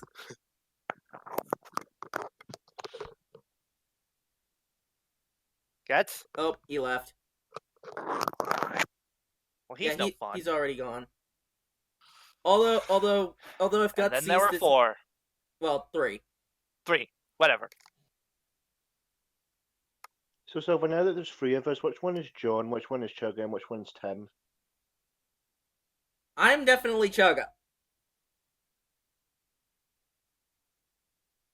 I Who think am I? Telepot's more of a Josh Jepson. Okay, I'm Josh. Anyways, so we have a lot more stuff in the works. We also have more TTR at the movies with our brand new intro scene that or intro song that we have Which because I haven't talked to Ziam about doing an actual intro for us, be it as MMDs, but I will be doing so. I keep forgetting. Sorry. no worries, no worries. And It means no worries for the rest of my days. god damn it. And Is we it my have a new problem? Free segment that we're philosophy. hang on, and we have a new thing that we want to do for this, Oh yes. which Can, I'm can, going to call. Silver, Hang on, Silver. if I may. Can I sort of build this up? Hang on. We're going to, or no, Dealbot. I want to say, we're going to have a little new segment that I like to call Toku Tabletop, and it's exactly what it sounds like, ladies and gentlemen. Well, Because, technically, it's not really Toku. but you know, because we are the Toku Roundup, it's Toku Tabletop. How about the Roundup tabletop? It doesn't have the same. It doesn't have the same ring to it. Tabletop Roundup? No, it doesn't work. Toku Tabletop works. All right. Can I sort of build up the whole premise of the first thing we're going to be doing? Hang on, let me first explain it. So, Kyoryu wants to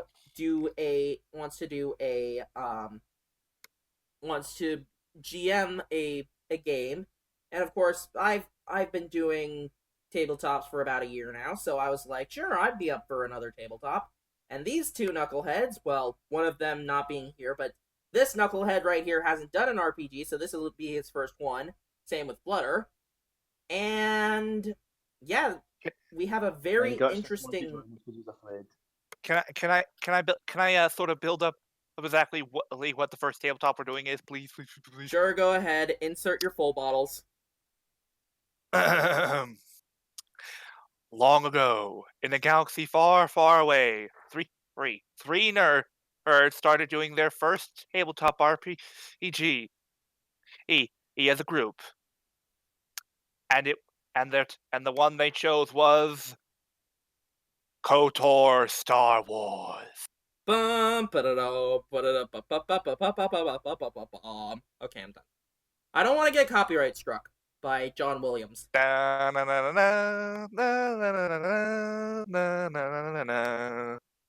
But yeah, we are going to be doing Star Wars Saga Edition.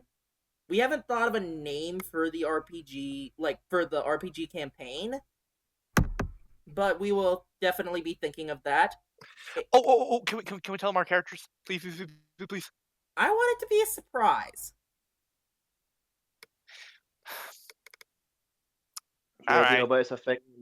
On the first episode, I'll just have you guys introduce your characters. Exactly.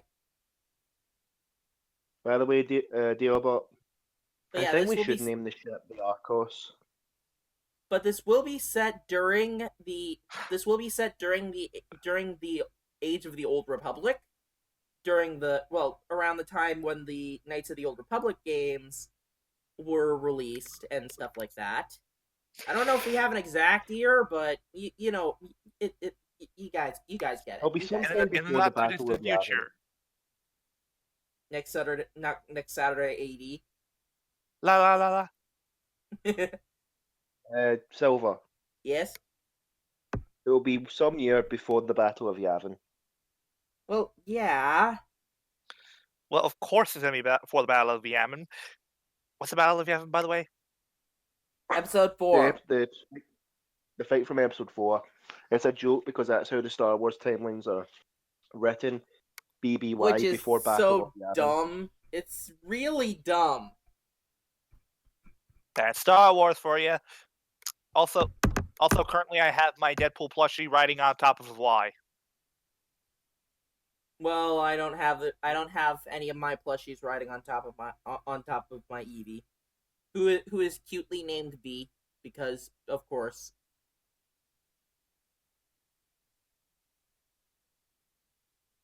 Like Christina V? Eh, I mean, I guess So your Eevee's a ladybug. he's no ladybug though. He is very cute though. I love my Eevee.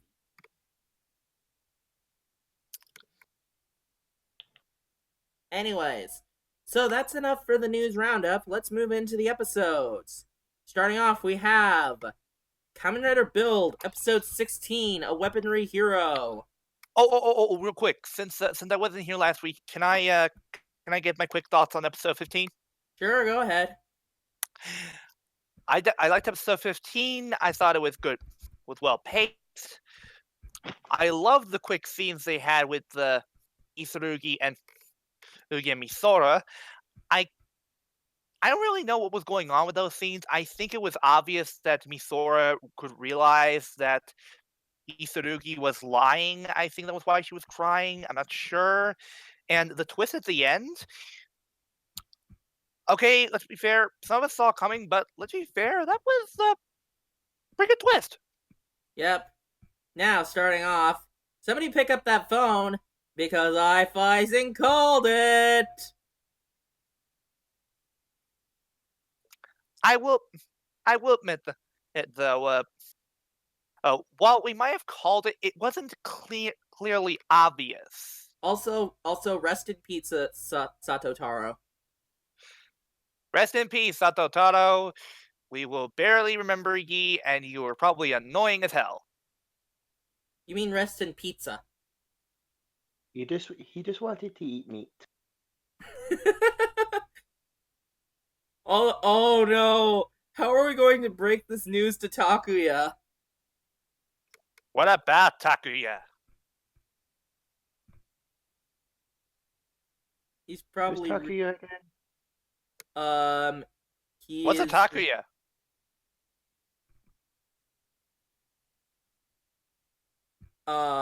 he's the What's he's a the one paladin? guy. What's a Ryuki? He was Sato Taro's best friend.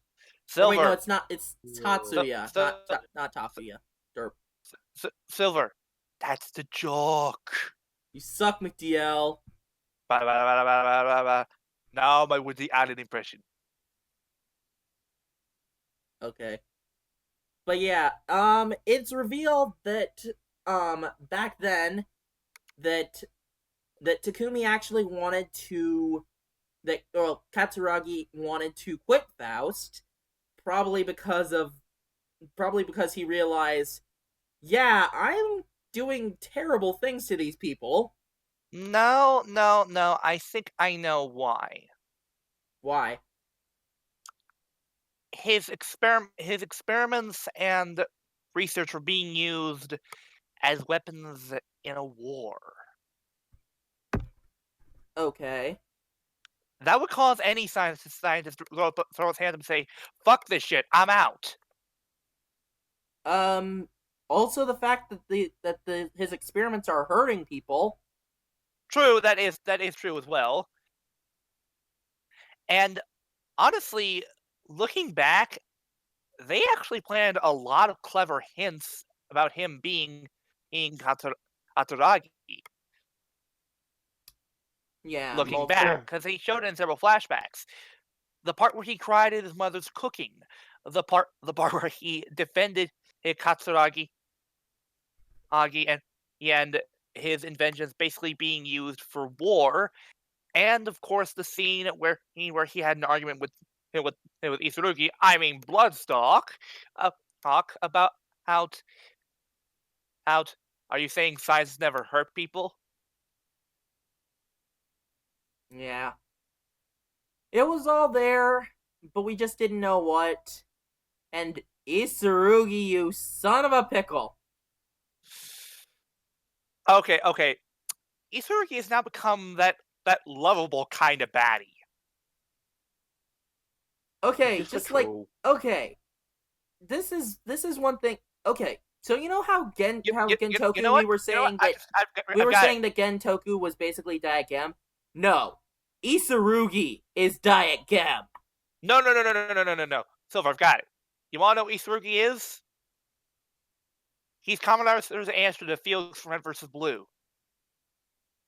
Oh, jeez, you're right. Hell, he even used a knife. He used a knife to kill someone. Also, that was one badass knife throw. Yeah. Yeah, but you But call yeah. that a knife? But yeah, That's not a knife. That's a knife. But yeah, so Isarugi switched Sato Taro and Takumi Katsuragi's faces, erased Katsuragi's memories, and then experimented on him, and then threw him on the street, And pretended to basically come across him. He has manipulated Sento, or well, Katsuragi / Sento this entire time. And it has all been according to Keikaku. Ladies and gentlemen, Isarugi is worse than Bono. Yeah, say what you will about Bono, you could tell he was at his breaking point. Isarugi, no, he's having fun with his power. He is we also get an explanation from Gentoku as to how Isarugi got the power. He got it from his trip to Mars. People have been making theories saying that Isarugi is actually a Martian, which that would be interesting. I doubt it. Well, what if it's not the real Isarugi? I don't think so. I think it's the whole case of power corrupts. Absolute power corrupts absolutely. Exactly. Imagine if you were in his position. If you could do whatever you wanted with that kind of power, it would go to your head. Don't lie. Well, we will definitely see. This is definitely going to be something that's very interesting, and it's going to be something that's going to, this is going to be a plot point throughout the entire series. Just what's Isarugi's game? I have a feeling I know what's going on here. Because right afterwards, he ends up starting to fund Hokuto to declare war on Toto. I think I know what's going on here. What? He's playing the long game. He's basically being the chess person. He's making everyone, he's manipulating everyone to do all the fighting. And when all the threats are gone, when there is no one left to oppose him, he takes over. We will definitely see what happens. But for now, I see a lot of bread around in him. We will see what happens. But for now, let's focus on the fact that Sento is, well, both Sento and Ryuga are very devastated by this news. Ryuga especially, because he doesn't know what to feel. And which, by the way, I like how they did the whole thing with Ryuga and Sento. The fact that neither knows how to feel about what's going on. I love that we have conflicting emotions here. That's realistic. I like that. And even though Ryuga does kick the crap out of Sento, we do know that he's not angry Sento with easily Sento. kicks his ass. We do know that that he's not mad at Sento, but he's mad at the fact. It seems like he's more mad at the fact that, that this all is happening. That he was involved in all of this, but he doesn't know who to take it out on. He's mad at the fact that all those deaths, all the people that died, were pointless. Exactly. He was just another cog in the big machine. And while he's not mad at Sento per se, he needs somebody to take it out on. and I don't know. Oh, but wait, there's more. We also find this is also where Misora finds out that her father was actually Bloodstock. Well, Wait, she did know. She ended up finding out. Well, she didn't know that he was Bloodstark, but she did know that Isurugi that he was the that he was that he wasn't who he said he was. true, but honestly, I kind of would have liked to see more reaction from Misora over the fact that Bloodstock was her father. And not only that, here's the thing: we don't even know if Isurugi even is her father.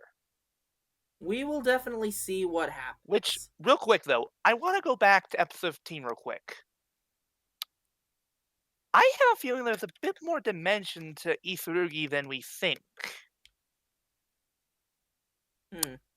Notice that when Isurugi had the chance to reveal the truth to Misora, he lied to her again.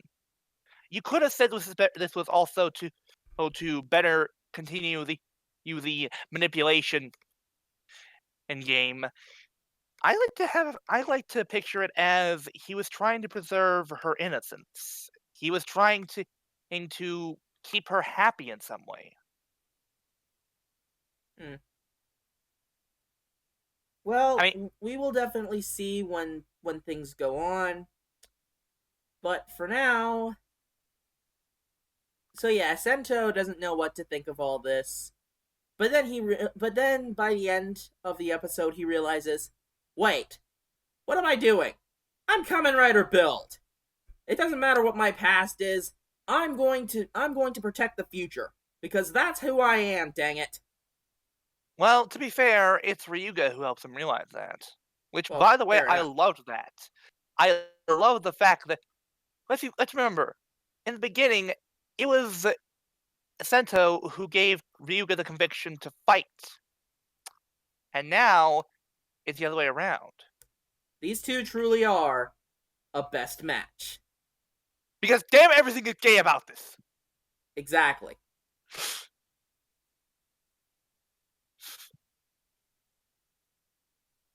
But yeah, this was a great episode. I give it a solid A. Same. Also, and of course, there's also the fact that at the end, we see that Hokuto has begun its invasion. And we see the appearance of the assassin. Grease. Ladies and gentlemen, it is time to grease the guy. Damn it, you stole my joke. You stole my joke. God damn it. Yeah. Also, stuff the guy is not as good as Encase the Boy, Deshinta. Yeah. Also, we've forgotten about this hashtag. Hashtag vape the villain. Hashtag vape the villain. We've got Encase the Boy, Engulf the Man, Grease the Guy, and Vape the Villain. Will we ever run out of hashtags for this situation? Well, we need to think of one for Kamen Rider Rogue when he comes in.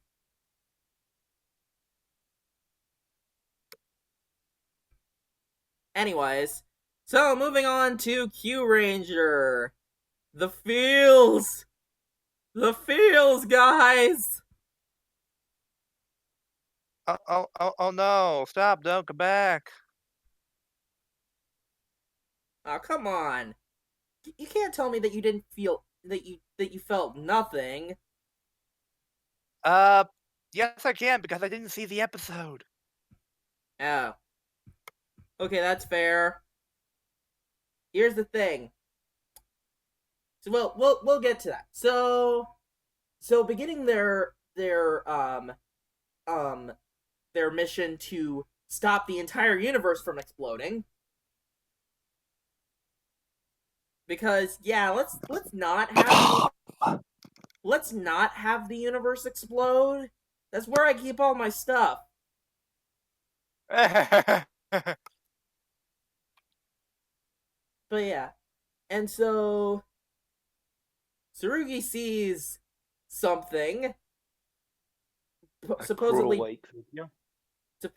Don Armage's true form, which could be Cuervo. And when he sees it, he's shocked.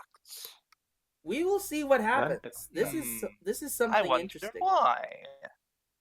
We will see what happens. This is going to be interesting to say the least. I get the feeling, though, our whole theory involving the Hydra constellation thing, yeah, I think that's going out the window. Dang it! Toei, you had one job. It was You it had was not one job. it was not all according to Keikaku. It did not go according to Kakariko.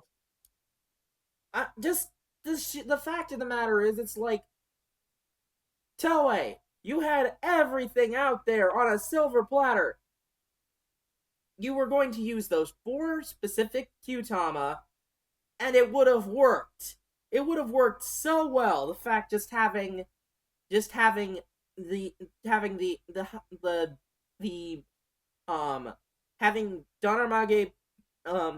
Don Armage's powers be connected to the Hydra. That would have been perfect.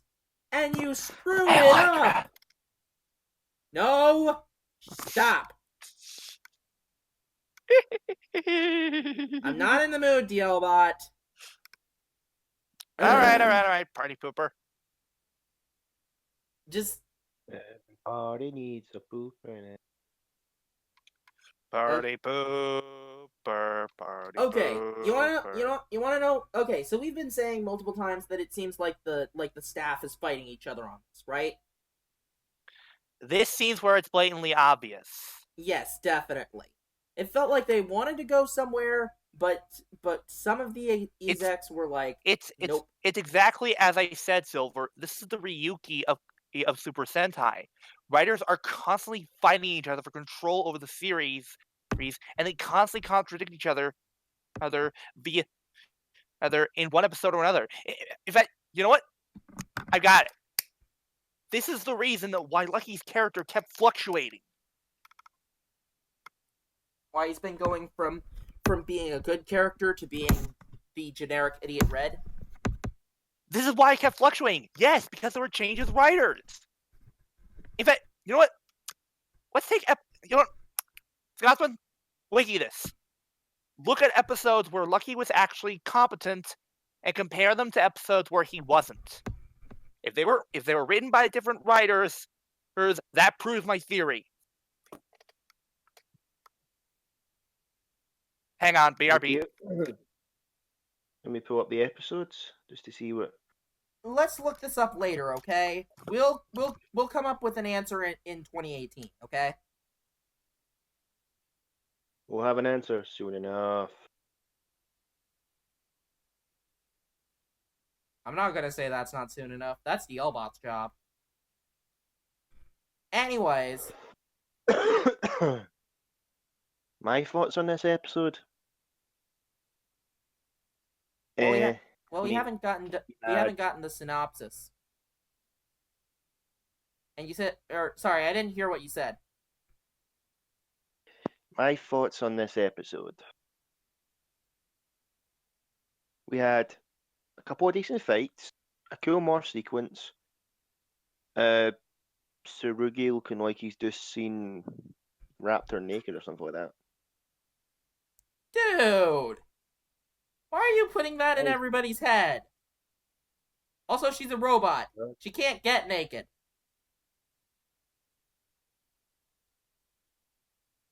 Tell that to people on DeviantArt. Oh God!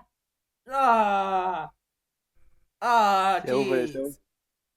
It's already happened. People have already loaded the robot. Oh my God! Why?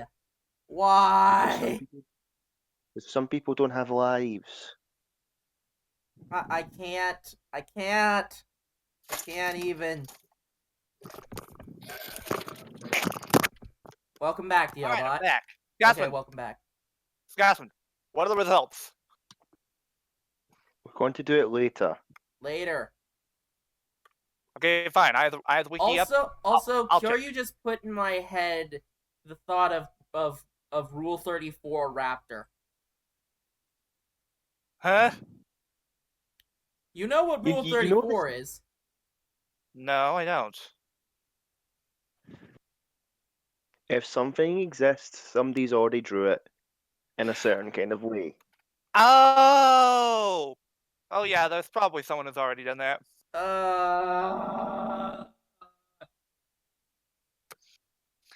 Our work here is done, Scotsman. Good lord.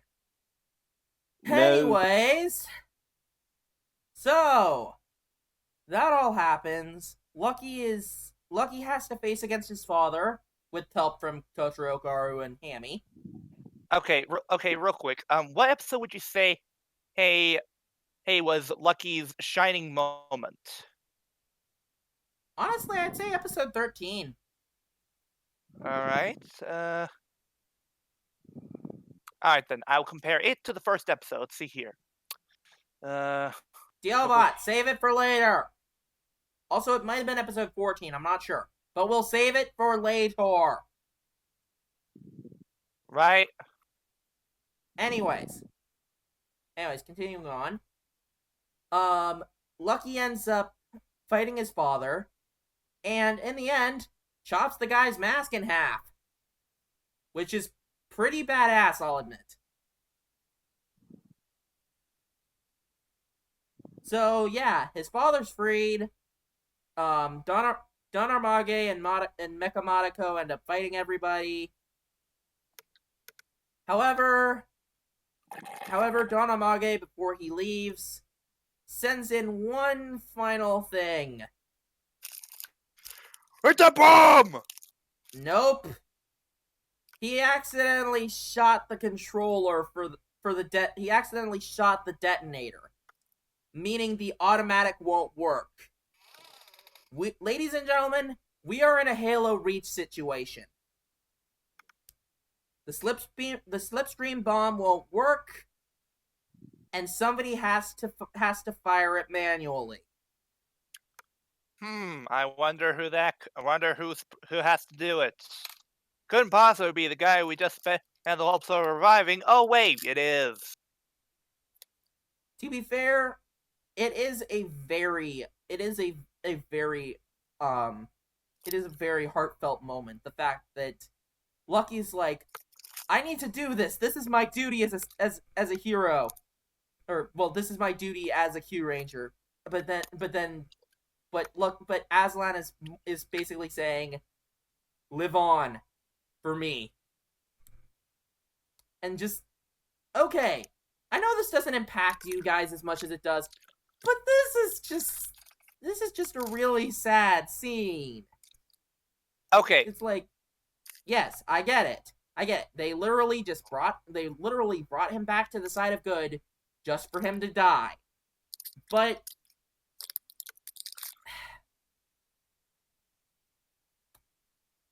look,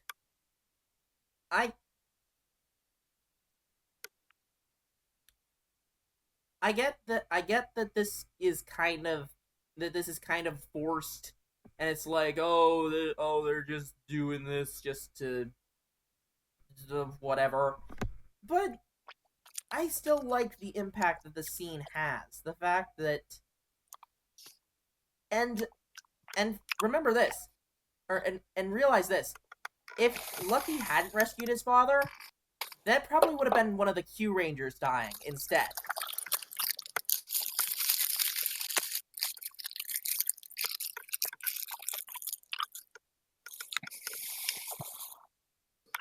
So I wouldn't have a problem with that. As far as they're concerned, Lucky's the only one who wasn't expendable. Are you gonna keep being negative about this? Silver, here's the deal. Toei has put so much spotlight on Lucky that as far as they're concerned, every other character is insignificant. That's not their fault. It's the fault of our jumbled mess of writers. Okay, by the way, speaking of, I looked it up. Okay, episode 1 and 14 and 13 were written by the same writer, but they had different directors. Are we really going through this now? I just wanted to point that out.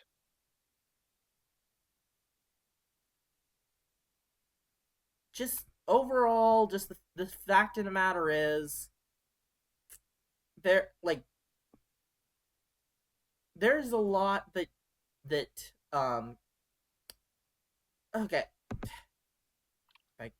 I'm trying to put my words together, but it's hard for me to put words together because I'm terrible at putting words together. Is this as impactful as, say, the death scene from the Crisis on Earth X event that happened with the CW shows? Spoilers! Sorry. I will say, though, there is a scene that literally made me cry. You better not spoil who died. I won't. What are you guys talking about? Crisis on Earth X. The crossover between Flash, Arrow, Legends of Tomorrow, and Supergirl. Spoiler, something dies. I'm only joking, I haven't seen it. Yeah. Actually, apparently, according to Silver, someone does die. Yeah. Let me just say, you are not prepared for Crisis on Earth X. You are not prepared for Crisis on Earth X.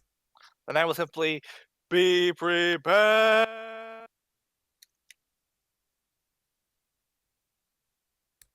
Just, you are not prepared. Trust me. But my yes, body is ready. But you know, this does have a very impactful feeling to it. Just the fact that Aslan died a hero, it does speak volumes for what Q Ranger's trying to do. Does it succeed? It's very hit and miss. You know what, Silver? That's perfect. That's the perfect set of words to describe Q Ranger. Hit and miss. Exactly. So Silver, I know you won't admit that Q Ranger is bad. Will you at least admit it's hit and miss? Yes, it is hit and miss. And all right, that is the most I will ask you.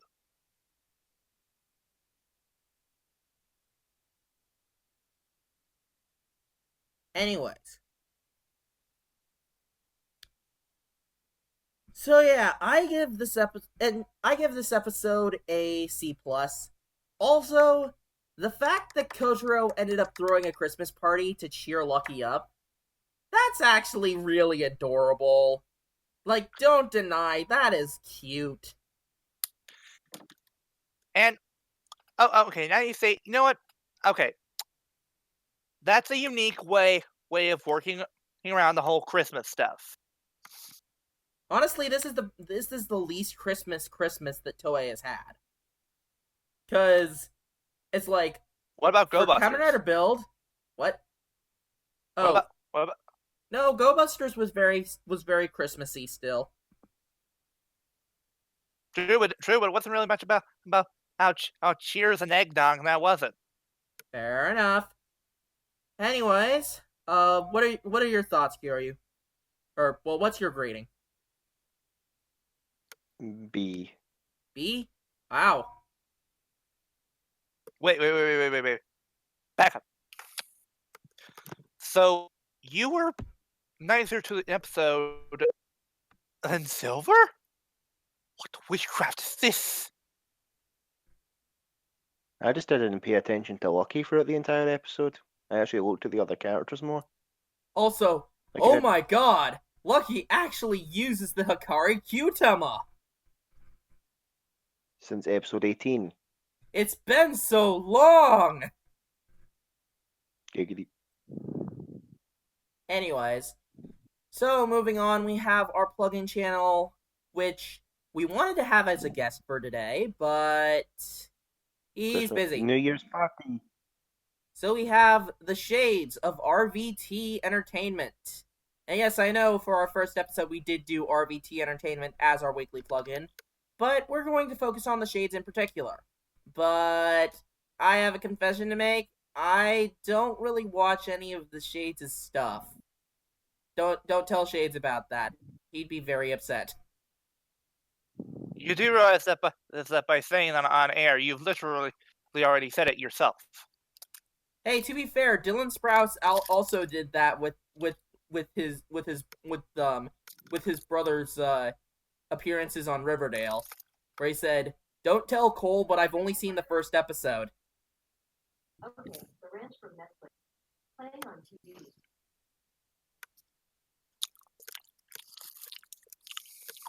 Also, I had no idea that Cole Sprouse was actually in that show.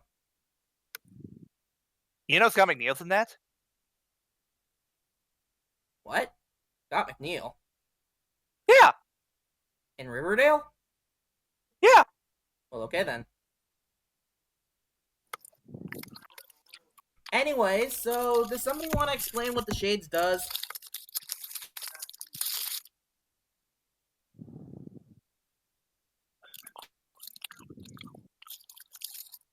Guys? Huh? Does anybody want to explain what the Shades does? Oh, I'll explain. Those who don't know, John Tag the Shades, he's one of the big people in charge of RVT. He mostly does reviews, he did reviews of anime, and you could see him doing randomizer runs for Zelda. He does quick let's plays of certain games, games live, and he's in charge of an anime podcast called The Rising Sun, where they go over. They're kind of like us, Silver. They basically go over the latest stuff in anime, and basically near the end, and once that's all done, they go over the first episode of an anime, be it the choice of one of the hosts or one of the viewers. And then after that, they celebrate by watching a very nice AMV. I've actually seen a couple of episodes of The Rising Sun, which is directly tied with RVT. His main thing is that he works with RVT, but he does do some solo stuff. I remember he did do a review of Movie War 2010 with TJ Omega, in which he was very negative towards Decade in that whole thing.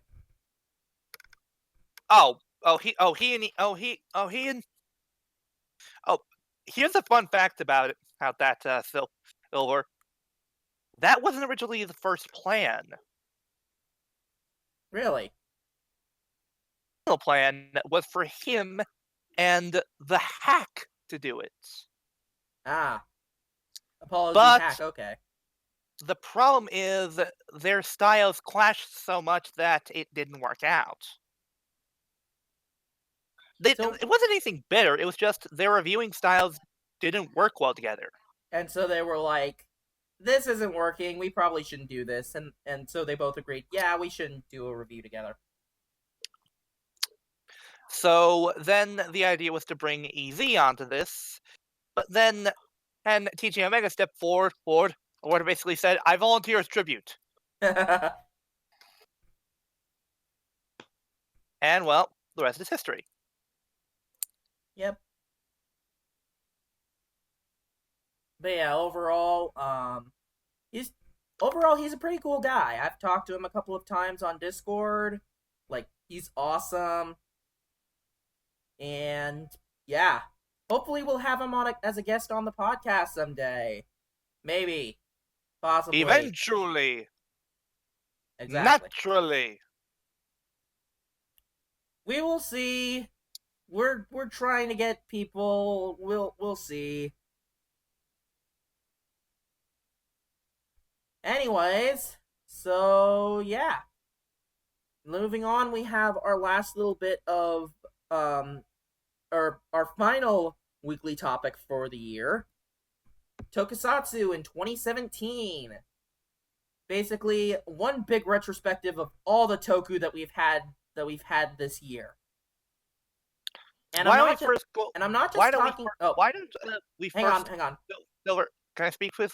Well, real quick, and we're not just talking about our big three, Q Ranger, Kamen Rider, and Ultraman, but we're also going to. I'm thinking also bringing it to Power Rangers? Yeah, Power Rangers, the Kyoryuger Brave, because that did premiere this year. Hey, we're talking about the good and the bad, okay? The good, the And bad, and the plain old ugly. yep. Ranger.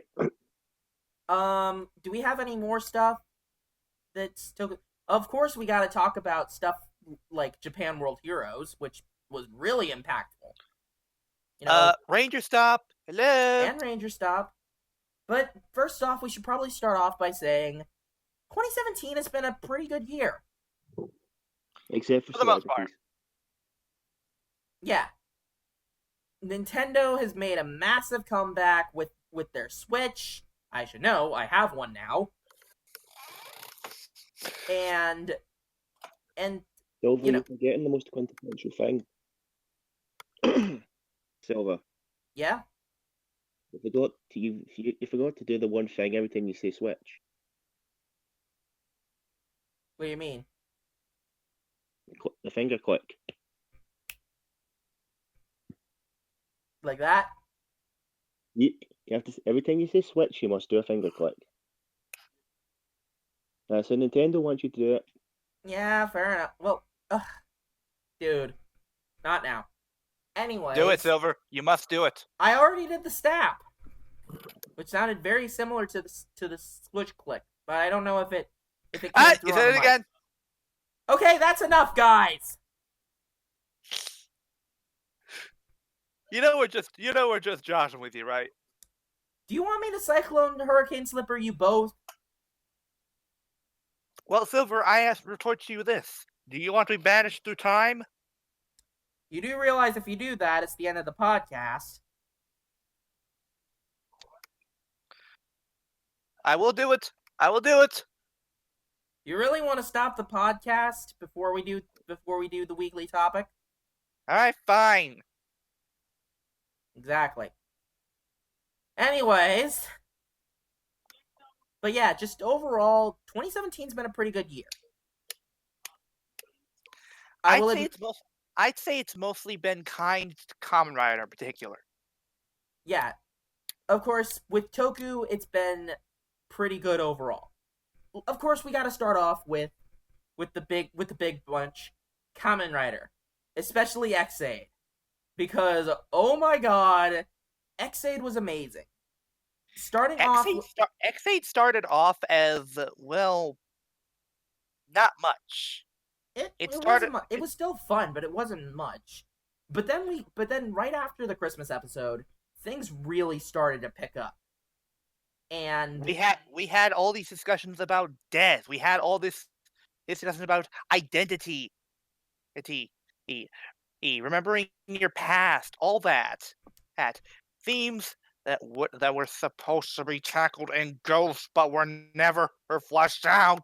Hey, it's in the past. That was 2016. This is 2017. Fair point. And then there was also, Cousin Kamen, there was also Amazon Season 2. Ugh. All right, that also showed up in here. But let's finish up with X-Aid. Just overall, great story, great cast. It was just such a good time overall. And Can I real quick discuss like what I think is one of the best highlights from X8? Go ahead. The Go Rider special. Yeah, that one was really good. Surprising, considering it was tied to one of the worst Tyson movies I have ever seen. Yes. Though here's the thing. the special is so good. You don't really need to see the Tyson movie to even understand anything. Hell, I saw the special before I saw the Tyson movie. Exactly. But honestly, I feel that the Go Rider special was so tightly written, so well done. I feel that honestly, even if you're not a fan of X8, you can still enjoy this. You can enjoy this if you're just a fan of Agito, if you're just a fan of Blade, if you're just a fan of Gaim. You can still enjoy this. I still have questions on why the heck they picked another Agito for this whole thing. Because he's dead and he's also a doctor. Uh, whatever. Besides, Kyoryu here. they couldn't revive Gills now, could they? Fair enough. Too soon, the Albert. Wait, what do you mean by that? It's the big girls. Is it because of the gill suit? Mm-hmm. Yeah. Okay. In fact, What? Silver, do you notice in Decade they used the Exceed Gill suit, not the normal Gill suit.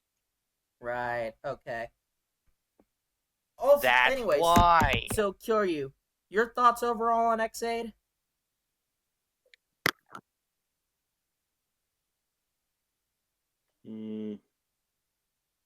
Overall,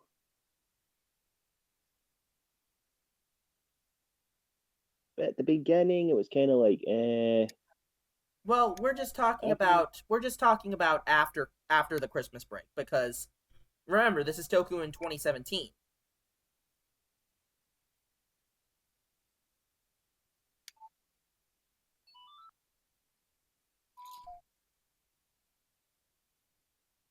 Are you? trying to think. Okay. So, I'm thinking. from episode 10 up to episode 23, it was a slow, steady climb.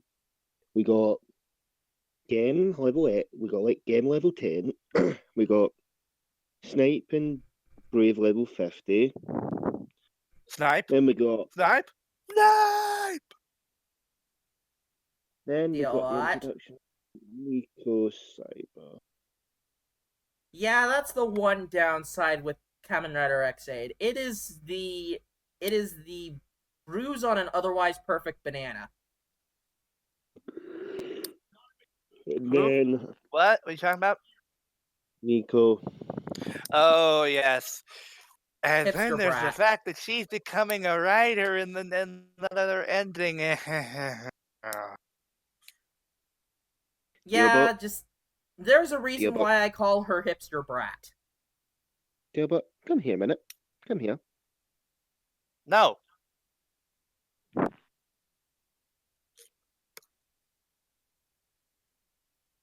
But yeah, I just will not get over there. but yeah, just overall this series was great. And just Show Superhero Tyson notwithstanding, it was almost a flawless Rider series. Which, by the way, given the fact that recently the Q Ranger movie was released, ooh, we should do that for a TTR of the movies. Wait, you mean wait, is True Ending out yet? No, it's not. But Q Ranger the movie is. But given the fact that Q Ranger the movie Pass. came, Wussy! You guys can do it with guts. I don't really feel like it. Oh, what's this? The Q Ranger, her lover, doesn't want to experience the movie. I just don't care. To quote Black Panther, I don't care. No. Silver, you gotta do it right. I don't care. Exactly. But here's the thing. Given the fact that movie was released and subbed, it means that it's only a matter of time before True Ending comes out. And that'll be a TTR in the movies in and of itself.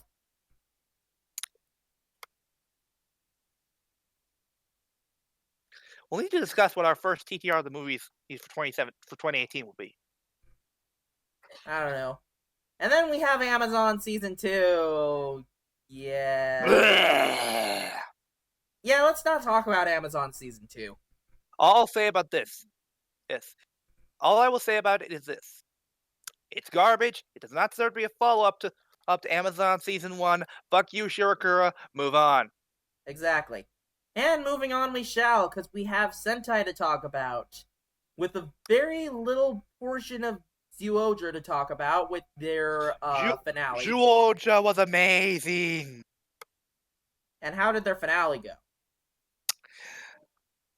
Okay, the finale was admittedly a mixed bag because the finale ended with them basically uniting Zhuland and Earth, which resulted in a ton of furries, for lack of a better term, dogs and cats living together in mass hysteria.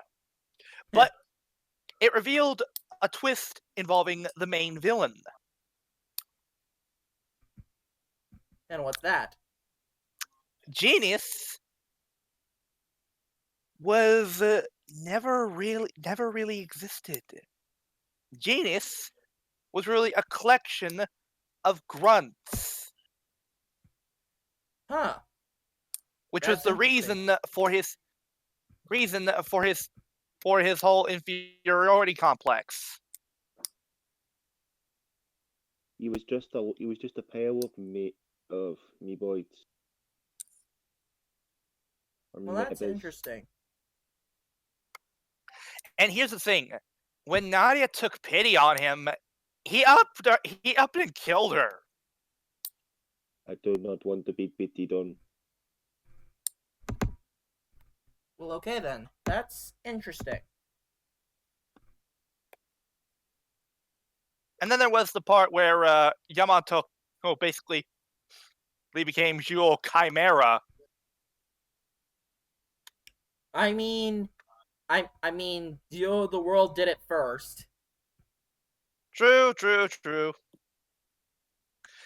Basically, what happened, Silver, is he had the arm cannon of Jewel Whale, the muscles and the cape, the muscles and big body of Jewel Gorilla, and the wings and faceplate of Jewel Eagle. Okay. And he used those powers together to defeat Genius.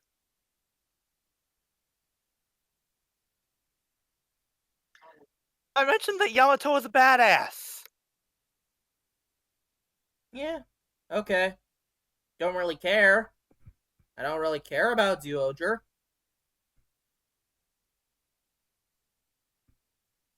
Nyeh. Here's the thing, guys. I gave Tokuger, 8 episodes?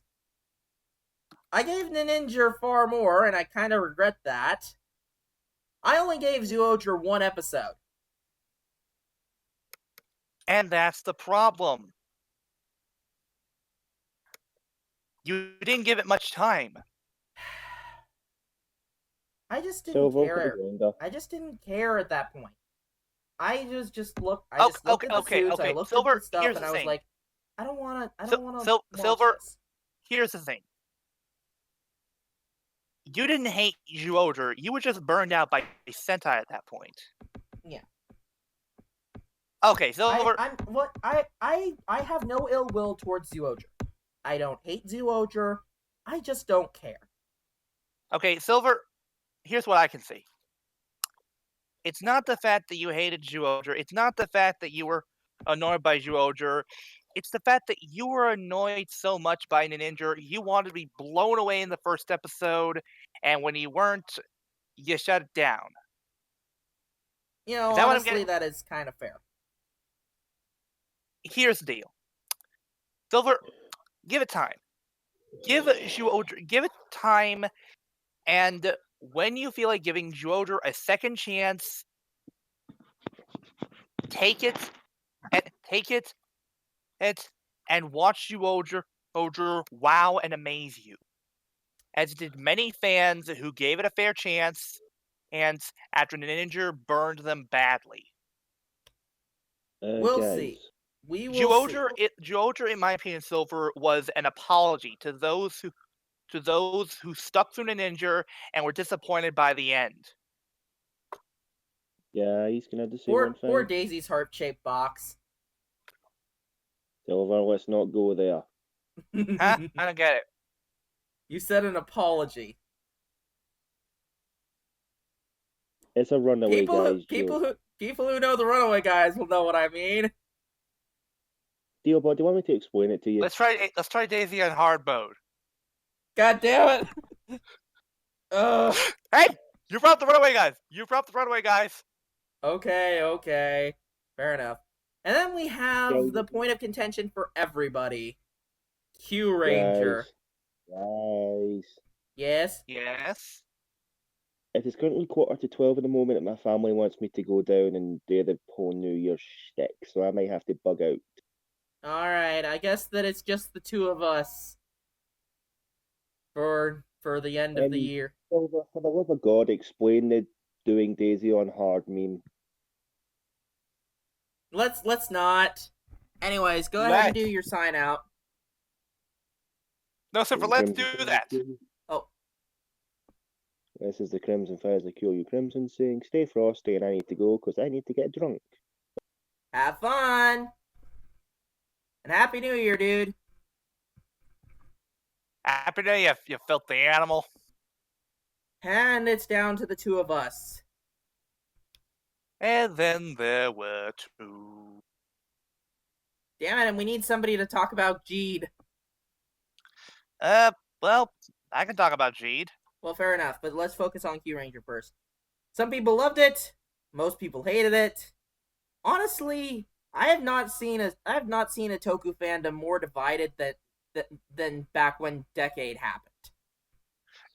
You know what, Silver? That's the perfect way to describe the opinions of Q Ranger. They're divisive.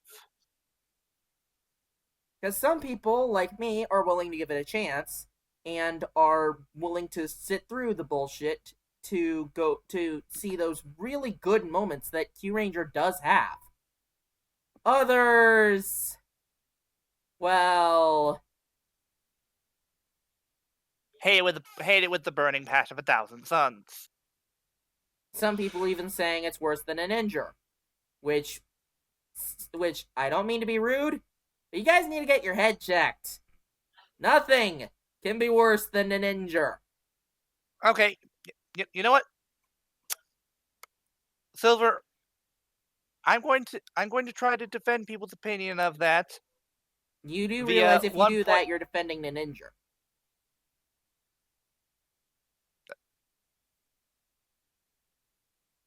No, I'm defending one or two characters in the ninja. Here's the deal, Silver. Say what you will about Ninja. At the very least, Ninja gave some of their cast development. Can you say the same for Q Ranger? I'd say that they gave half the character's development. But the issue with it is that, like we have said, this show is the Ryuki of Sentai. In fact, real quick, can I go over what I found from the 2 episodes? Yes. Here's the deal. Q-Ranger episode 1 and 13 were written by the same writer, Nobuhiro Mori. The directors, however, were completely different. Wait, was episode 13 the one I was thinking of, right? Of that being with Stinger and Scorpio's big showdown? Oh, wait. That's not the one I was thinking of. You said when Lucky was good. Yeah. I think that was actually was that episode 12? Yeah, that was episode 12.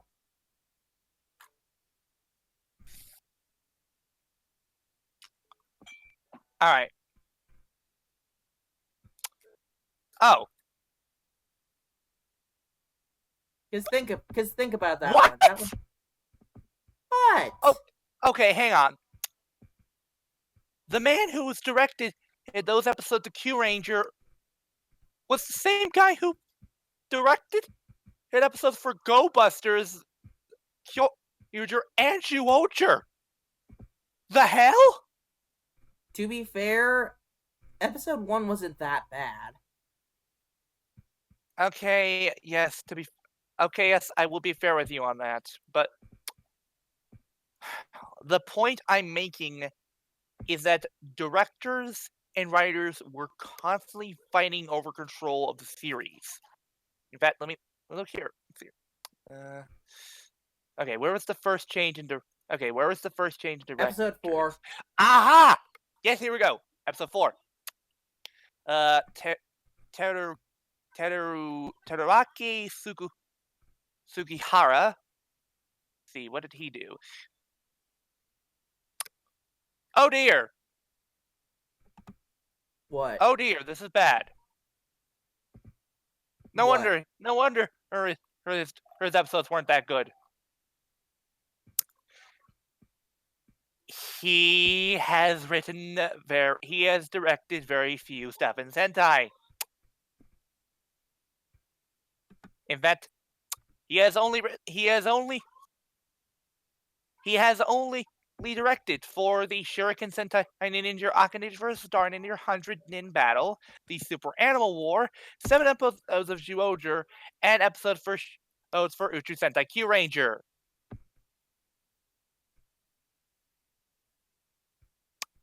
Yeah. Yeah, just overall, things are. With so many different directors working on Q Ranger, it's a little. It's an example of, you know what? It's a perfect example to use a cooking metaphor that Spada would use. Too many chefs in the kitchen. Exactly. No, wait, too many cooks in the kitchen. So overall, Q Ranger has been a mixed bag. Like that, I'm more positive, and I'm saying it's a mixed bag. But we'll see how this finale goes. 2018 could be something interesting for Q Ranger. We just have to give it a chance.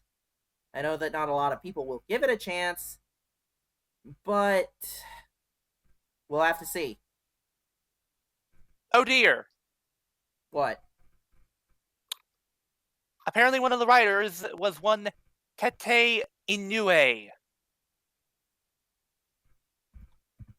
Any relation to Toshiki Inoue? I believe so. Oh my. This explains so much. Well, overall, just Q Ranger. Yeah.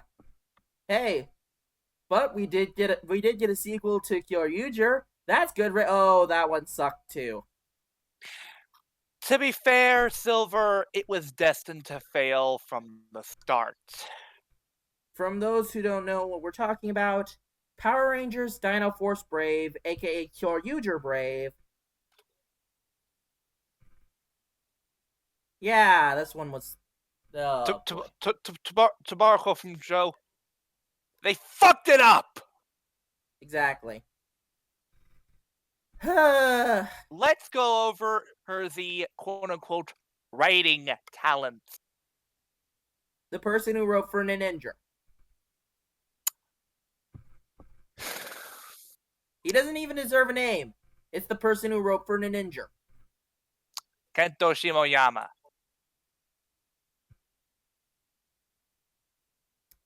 As well as Shirakura. Yeah, the only good person who was on this was Koichi Sakamoto. They didn't even have Riku Sanjo for this. To be fair, I can understand why. He was probably busy writing for Futo Detectives. Yeah, okay. But hey, Power Rangers is probably going to do well. Oh, wait, Ninja Steel hasn't exactly been doing the best. Okay. To Let's be be fair fair, here. yeah, to be fair, it's taking from Ninja, and at least it's making things better than Ninja. But The yeah, problem Saban has not been doing too well. is some of the episodes have been a mixed bag at best. And Saban. Yes. Real quick, Saban, get your shit together. It's bad enough you gave Michael Tabor the shaft and have to Dino Charge. Hard. What you're doing now is unexcusable. Oh. Wake up, get with the program, and for God's sakes, when the contract runs out, move this shit to Netflix. Exactly. We will see what happens once they try to adapt either Zyuohger or Kyuranger. We will see. It's probably gonna be a Q Ranger. Because the cubes are too hard to work into the Zord builder. Like, fuck you! Yeah. But hey, at least we have Ultraman, which I know nothing about. Alright, here's the thing. Ultraman has been okay. Is it the greatest? No. Is it better than past seasons? Oh lord, yes. I don't know any Ultraman, so I wouldn't be able to give my opinion. Here's the deal, Silver. The problem with Orb was by the end they turned the big bad into an anti-hero for no damn reason. Oh wait, I know the reason. It's because the villain became popular. Huh. Also, I have to make this joke. Look out, everybody! He's gonna juggle!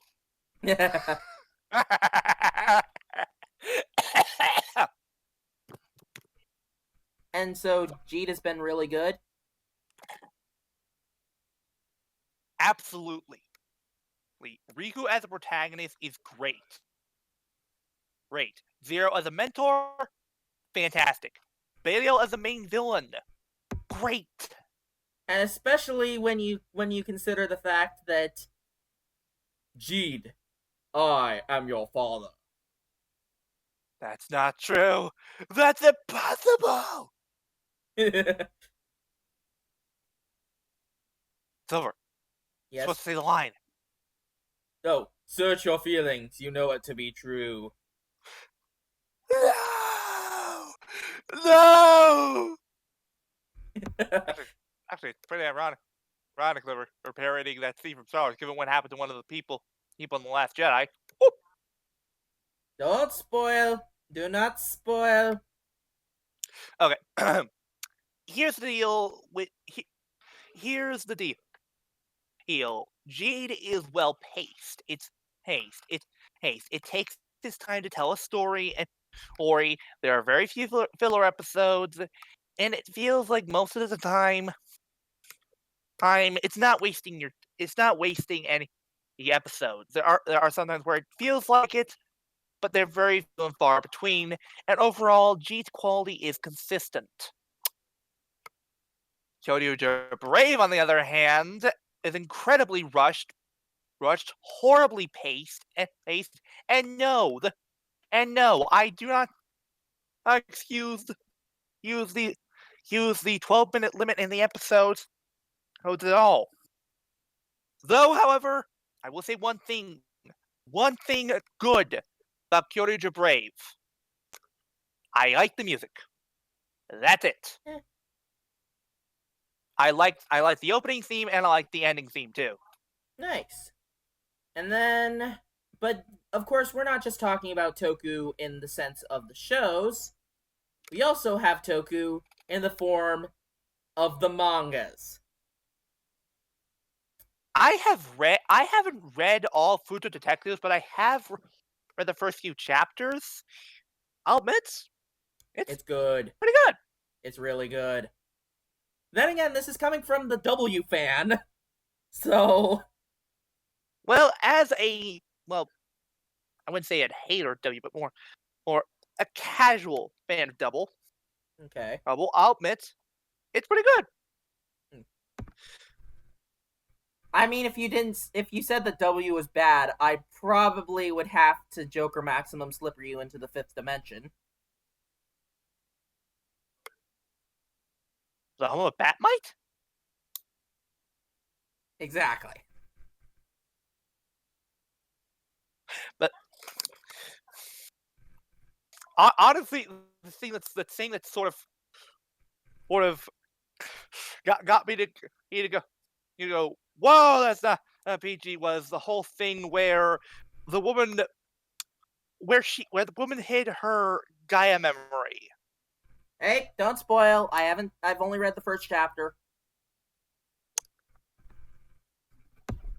Not sure. I'm not sure if you're ready to actually at least know about that, Silver. Let's just skip that for now. Anyways, and then we have the Ultraman manga, which have you read that at all? No. Uh, Sorry. but I think that's doing pretty well, hopefully, maybe, possibly. I'm not really much of a manga guy. Fair enough. Unless the manga's about Kingdom Hearts, then I am all over that shit. But then we also have Power Rangers Hyperforce. And next week they're gonna have that JDF and money! Yeah.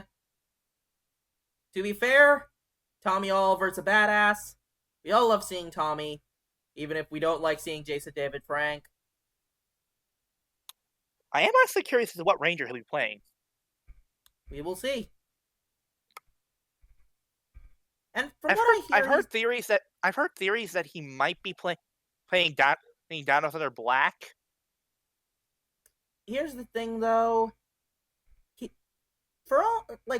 Honestly, I've heard issues with JDF, but it doesn't make him that much of a bad guy. No. Honestly, to me, what sort of would have made me sort of lose respect for the guy was when he threw Rick Medina under the bus.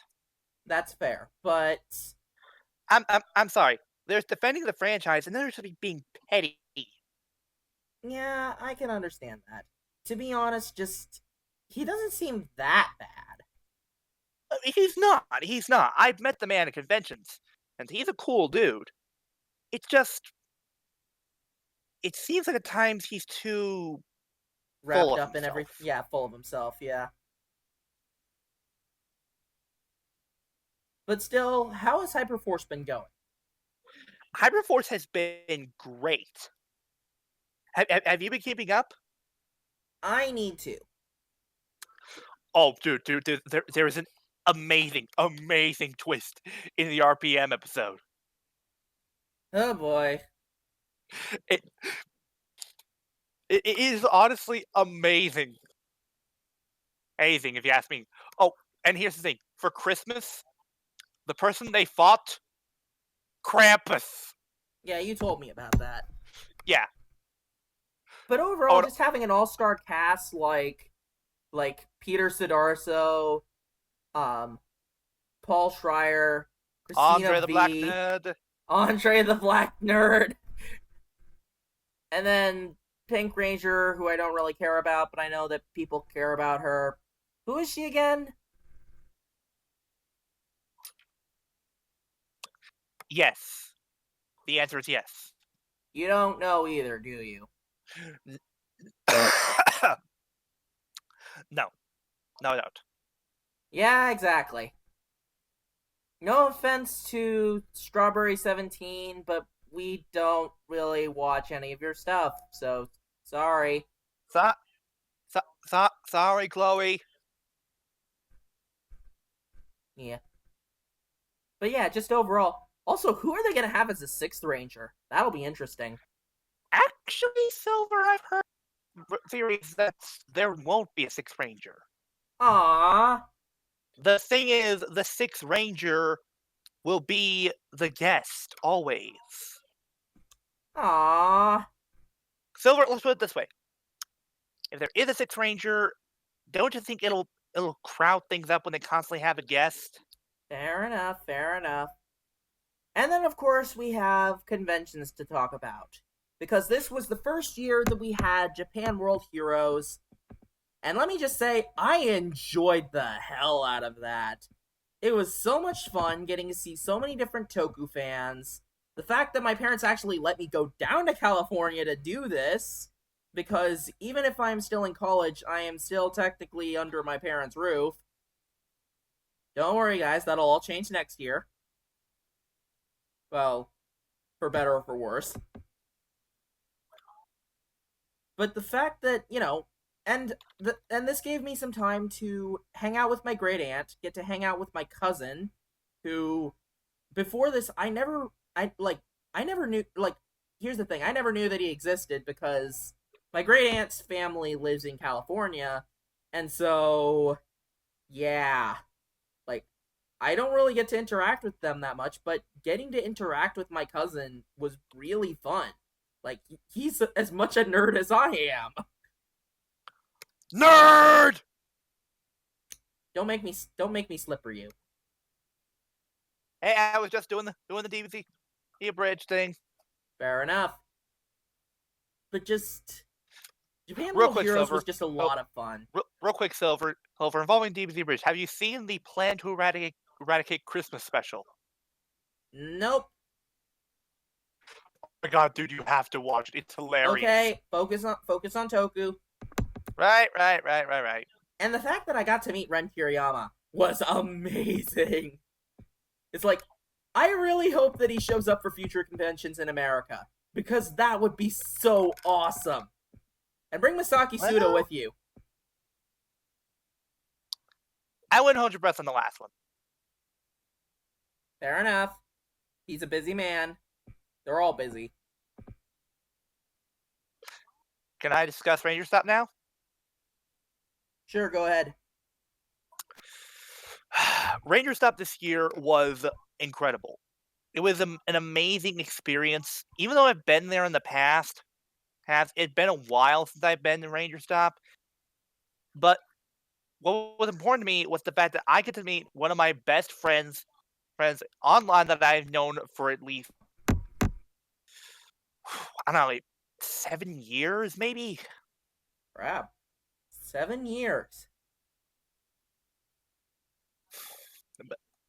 The fact that I got to finally meet ZM in person was amazing. It honestly to me was what helped make the convention for me. The fact that he and I finally got to hang out with each other and just shoot the shit and talk in person without having to boot up our Skype. Hype. The fact that he and I could watch the latest Ruby together. The fact that we could just sit down in a hotel room and we just enjoy each other's company. The fact that he and I got to dress up as Bulk and Skull.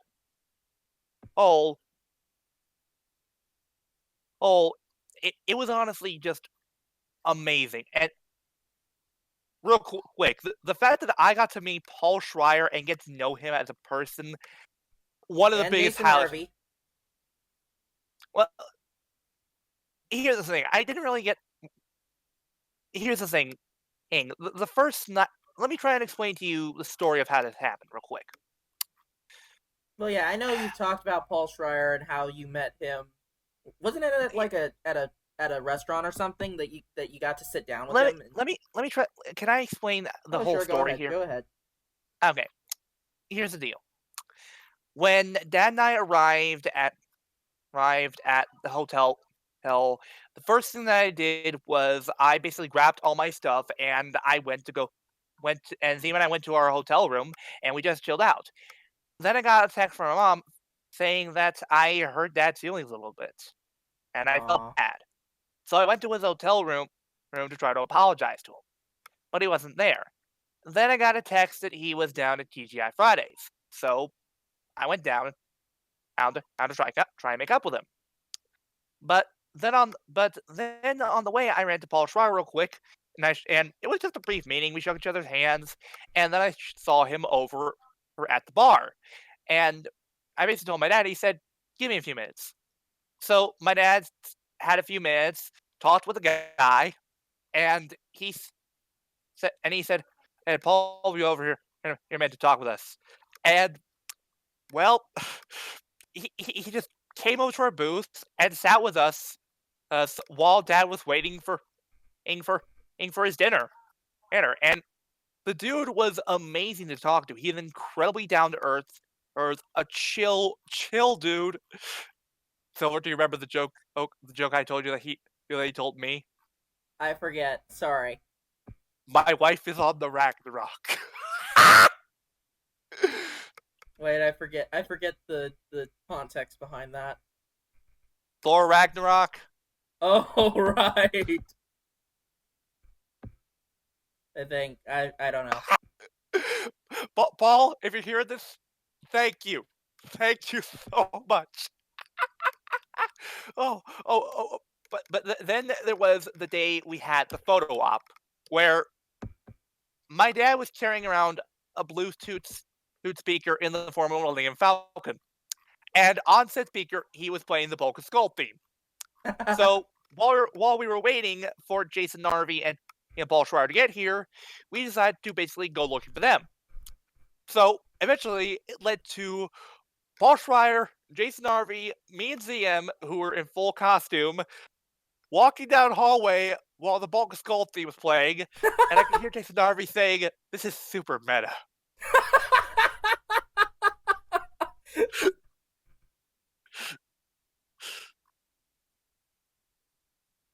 Oh, and let's not. Yeah. Though I will admit, I didn't go to that many panels, but one that I did go to that I did not regret was the After Dark panel. Oh my god.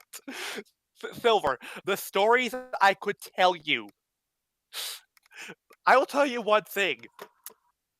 Andros and Jason and when they're off camera work blue. As in Austin St. John and I forget Yep. Andros's actor. Christopher Kamen Lee. Yeah. Okay, that's pretty awesome. But here's the thing. There was actually a special guest who appeared via satellite video. Who's that? Justin Nemo. Zane. Well, okay then. And the thing was, he was at his son's football game, and the thing is, in the After Dark panel, there's this sort of running joke where Christopher Kamen Lee and Justin Nemo like to just give shit to one another.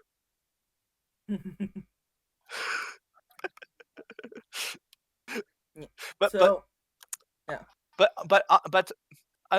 the deal room was also great. Japan World Heroes sadly got most of my money. Damn you and your blind boxes! Wait, Japan World. You mean Japan Hero Collectibles? Collectibles, yes, right. Blech. But that is one thing that we will have to talk about when we get to that. But go ahead and finish Ranger Stop, and then I want to say a couple things about Japan World Heroes. We mean Japan Hero Collectibles.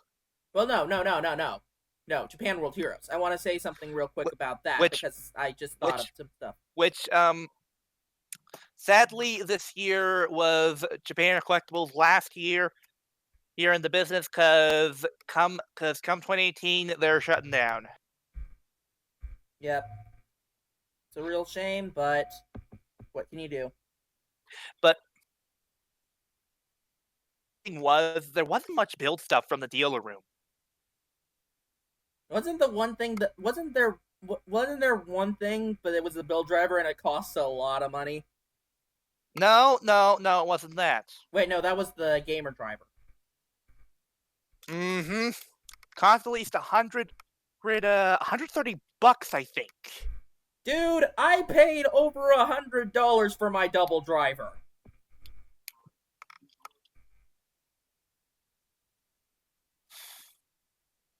Okay, to be fair, I paid at least $90 for my Mega U loader for when it was on Amazon. Oh, you lucky bastard. You have a Mega U loader. I love that thing's voice. Stand by. It is one of the only good things to come out of Ghost. And Alon. Well, Alon is tied to the Mega Loader. Yes. Anyways, are you? Oh, and before. Oh, real quick, I have to make this joke. And I'm Javet. God damn it. Anyways, Hey, don't blame me. Blame Spade Ace. He made the joke first. Oh, jeez. Anyways, But honestly, one of the biggest highlights was the whole weekend, and because on the same weekend, and we also went to see Thor Ragnarok, which was amazing, and we got to go around Universal Studios. And that was a lot of fun too. Ew, ew, ew. Meeting ZM was great, but and the convention itself was just the icing on the cake. yeah, I hope one day to see him again, but I doubt it'll happen. But yeah, and ZM, with, if you listen to this, thank you for being an awesome friend and an awesome dude. Here's hoping 2018 is better to the both of us. Yeah. And, like how DLBot had some great times with Ranger Stop, I had a lot of great times with Japan World Heroes. Sure, I didn't get to spend all of my time with a friend that this was the first time seeing him online. I mean, sure, I got to spend time with my cousin that. Okay, well, to be fair, when I say cousin, I mean my grandmother's sister's grandson, but, just technicality. You get what I mean, right, DLBot? Yes. He's basically my cousin. Wait. He's your father's cousin's nephew's brother's former roommate. No. I know, I was making the joke. Anyways, just getting to spend time with him, he's a really cool guy, even if he can be a major troll. My god. What? You mean he's even a bigger troll than Mildra? Oh, he can be. He was quite the troll, especially since I showed him W. I showed him W for the first time, and he would not shut up about super drugs. What? No joke. He kept telling me Gaia memories are super drugs. And I'm just like, God damn it, Justin. Wait, Justin? Yeah, that's his name.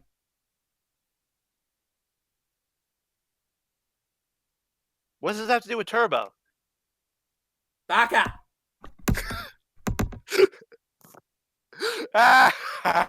Anyways, I got to meet a lot of awesome people. Like, I got to talk to EZ and Maddie. Like that was really cool, actually getting to talk to EZ and getting to talk about I got to meet him too.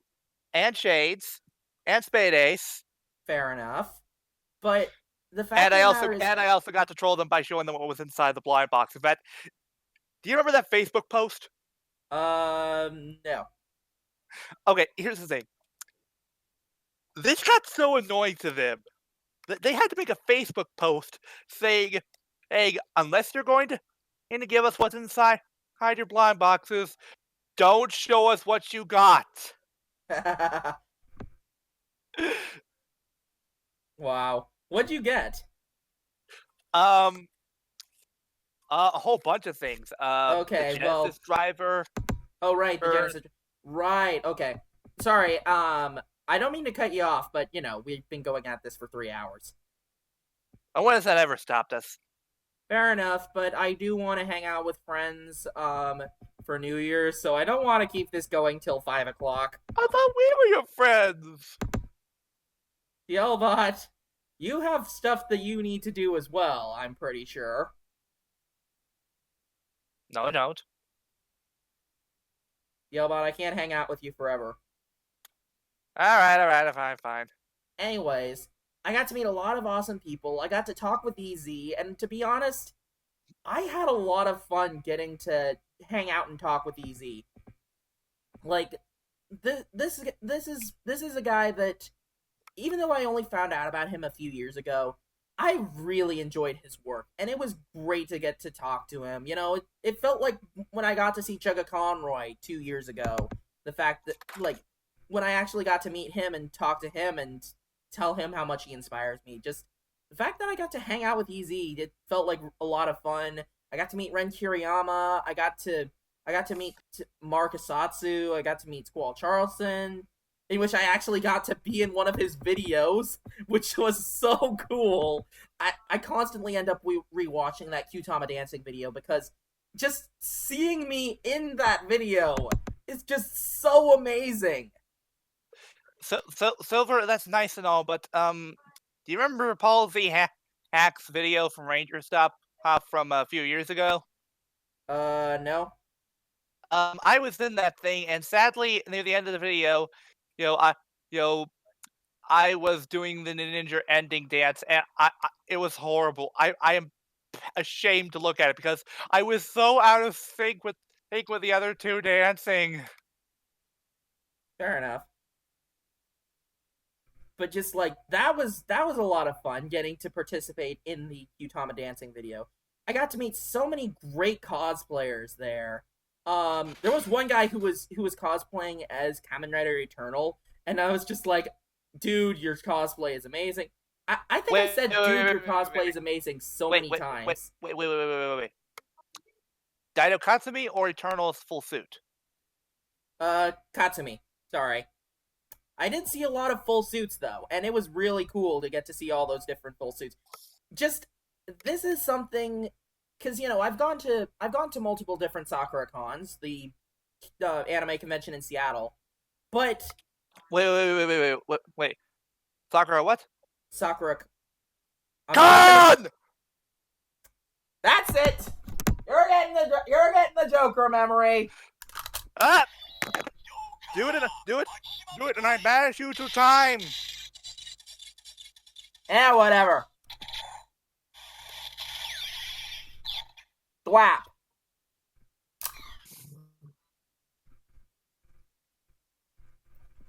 Anyways, I've been to multiple Sakura cons, and yet, DLBot, I swear to God, it's not funny. Why would you think that's funny? It's not. To you, maybe. Ugh. Tell me, is Justin now the biggest troll you know?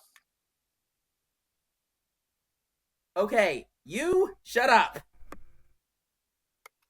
That wasn't a yes or no. May I continue? Sure. Just going to SakuraCon, the local anime convention in Seattle.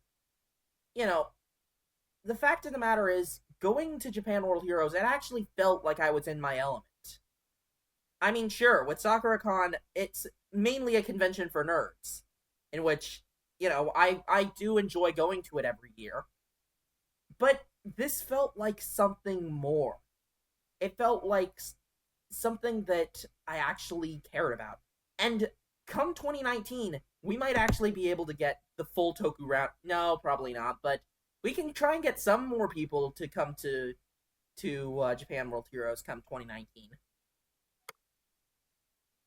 Wishful thinking, I know, but hey, we can try. Isn't that the important thing? There is no try. So are you going to go then, DLBot? Where is it again? California. Then no. Aww. Dude, I live in Georgia. That hasn't stopped a meal. Well, I'm not a meal. We'll see how popular the Toku Roundup gets. regardless, I got to meet all these different people. I got to meet Ren Kiriyama. I got to meet Mars Girl. It was so much fun. Although there is the whole the fart incident. Hold on, hold on. Silver, can I make a joke? What? Do you mind not farting while I'm trying to save the world? What's that even from? Doctor Who. Oh. You remember? No, I don't know. Although, damn Da- you, da- P.F. Chang's! Number 9. I didn't watch number 9. Shame! You have done yourself a discredit by not seeing Christopher Eccleston. Although, here's something. Damn you, P.F. Chang's, for making me fart. Good food, though. But still.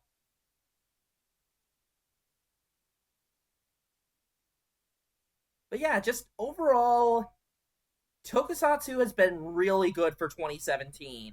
And it's only going to get better with 2018. Because we have Build. We have Pato Ranger versus Lupin Ranger. We have... Well, I don't know what's going to be coming next for Ultraman, but it's probably going to be something good. Hopefully. Hopefully. Maybe. Who knows? We shall see. Who knows? Okay, did you just quote Tom Baker? Maybe. God damn it, Theobot. You're what drives me to drink sparkling cider, which is delicious. I was gonna say, hey, wait, you drink? Anyways, so yeah, just overall, it's been a great year, and we'll be sure to see what happens next time in 2018. So, with that topic out of the way, and with 2 of us left, let's do the riddle for one final time, shall we? 最後のキーワードパズル。Perfect puzzle. What's So- the next stage? What's the next stage? Exactly. So, yep, y'all know the rules. Wait. Hold on. Silver, you know what? For the final, this is the final time for the year. Can you get put in the perfect puzzle will standby? Hi, Seaman Henshin. I feel like it would be better if we had the actual music. Can you get the music? I can. Or do you mean look up music? Yep. All right, then let me see here. And we gotta do this one together, shall we?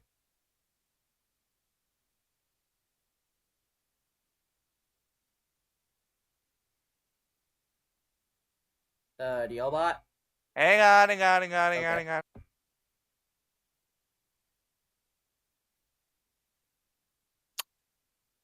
Okay, I can't find it, sadly. Oh, Wait, well, wait, there's plan B. what about Plan Z? No, we don't. No, we forgot about Plan Xander. Plan Xander starts with an X.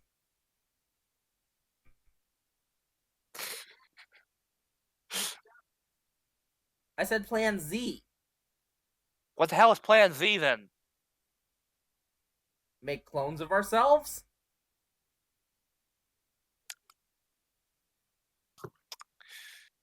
Where's my Ichigan Buster? Hey, to be fair, that was actually clever because, Z from SPD. Oh, come on! Silver, hold still. Just take your medicine.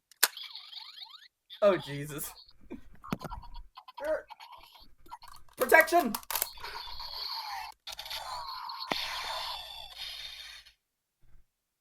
Too late. Ow.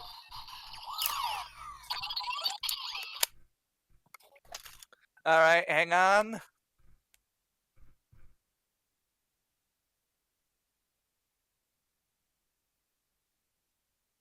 Hurry up, clock's ticking.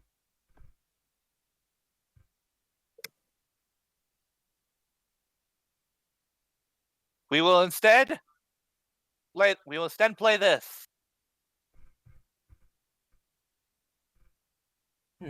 Okay. Sure, why not?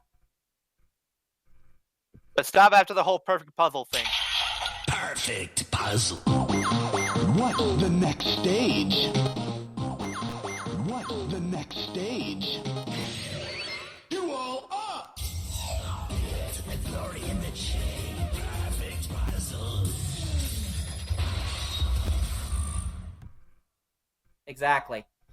So, begin the lookup.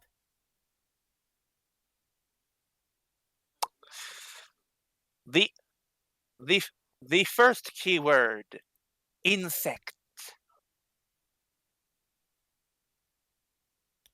Second keyword, fourth. 最後のキーワード、 Arsenal. Arsenal. And ladies and gentlemen, this is the final podcast episode for 2017. I've been your resident Radiant Rider, Silver Maxis. DL. And I have been in your riddle god DL 23, reminding you that I'm just a Hey, passing wait, just the first part. reminding you that I'm just a No. passing by. No. Just saying your name. And I'm DL 2016.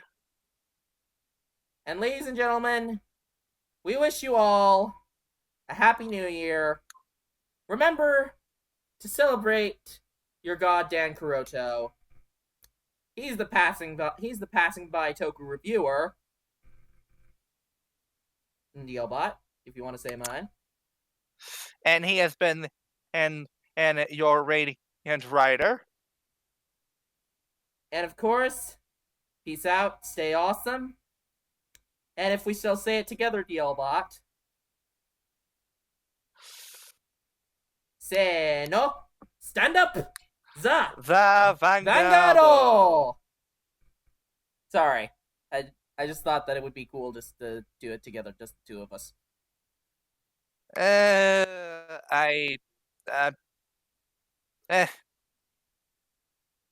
Oh well. Anyways, Good effort, have some steak. anyways, guys, you all have a happy new year, and we will see you in Happy New Year, 2018. Happy New Year's, you filthy animals. And we will see you all next year, 2018, come January. And Johnny! and play us out, Pauline.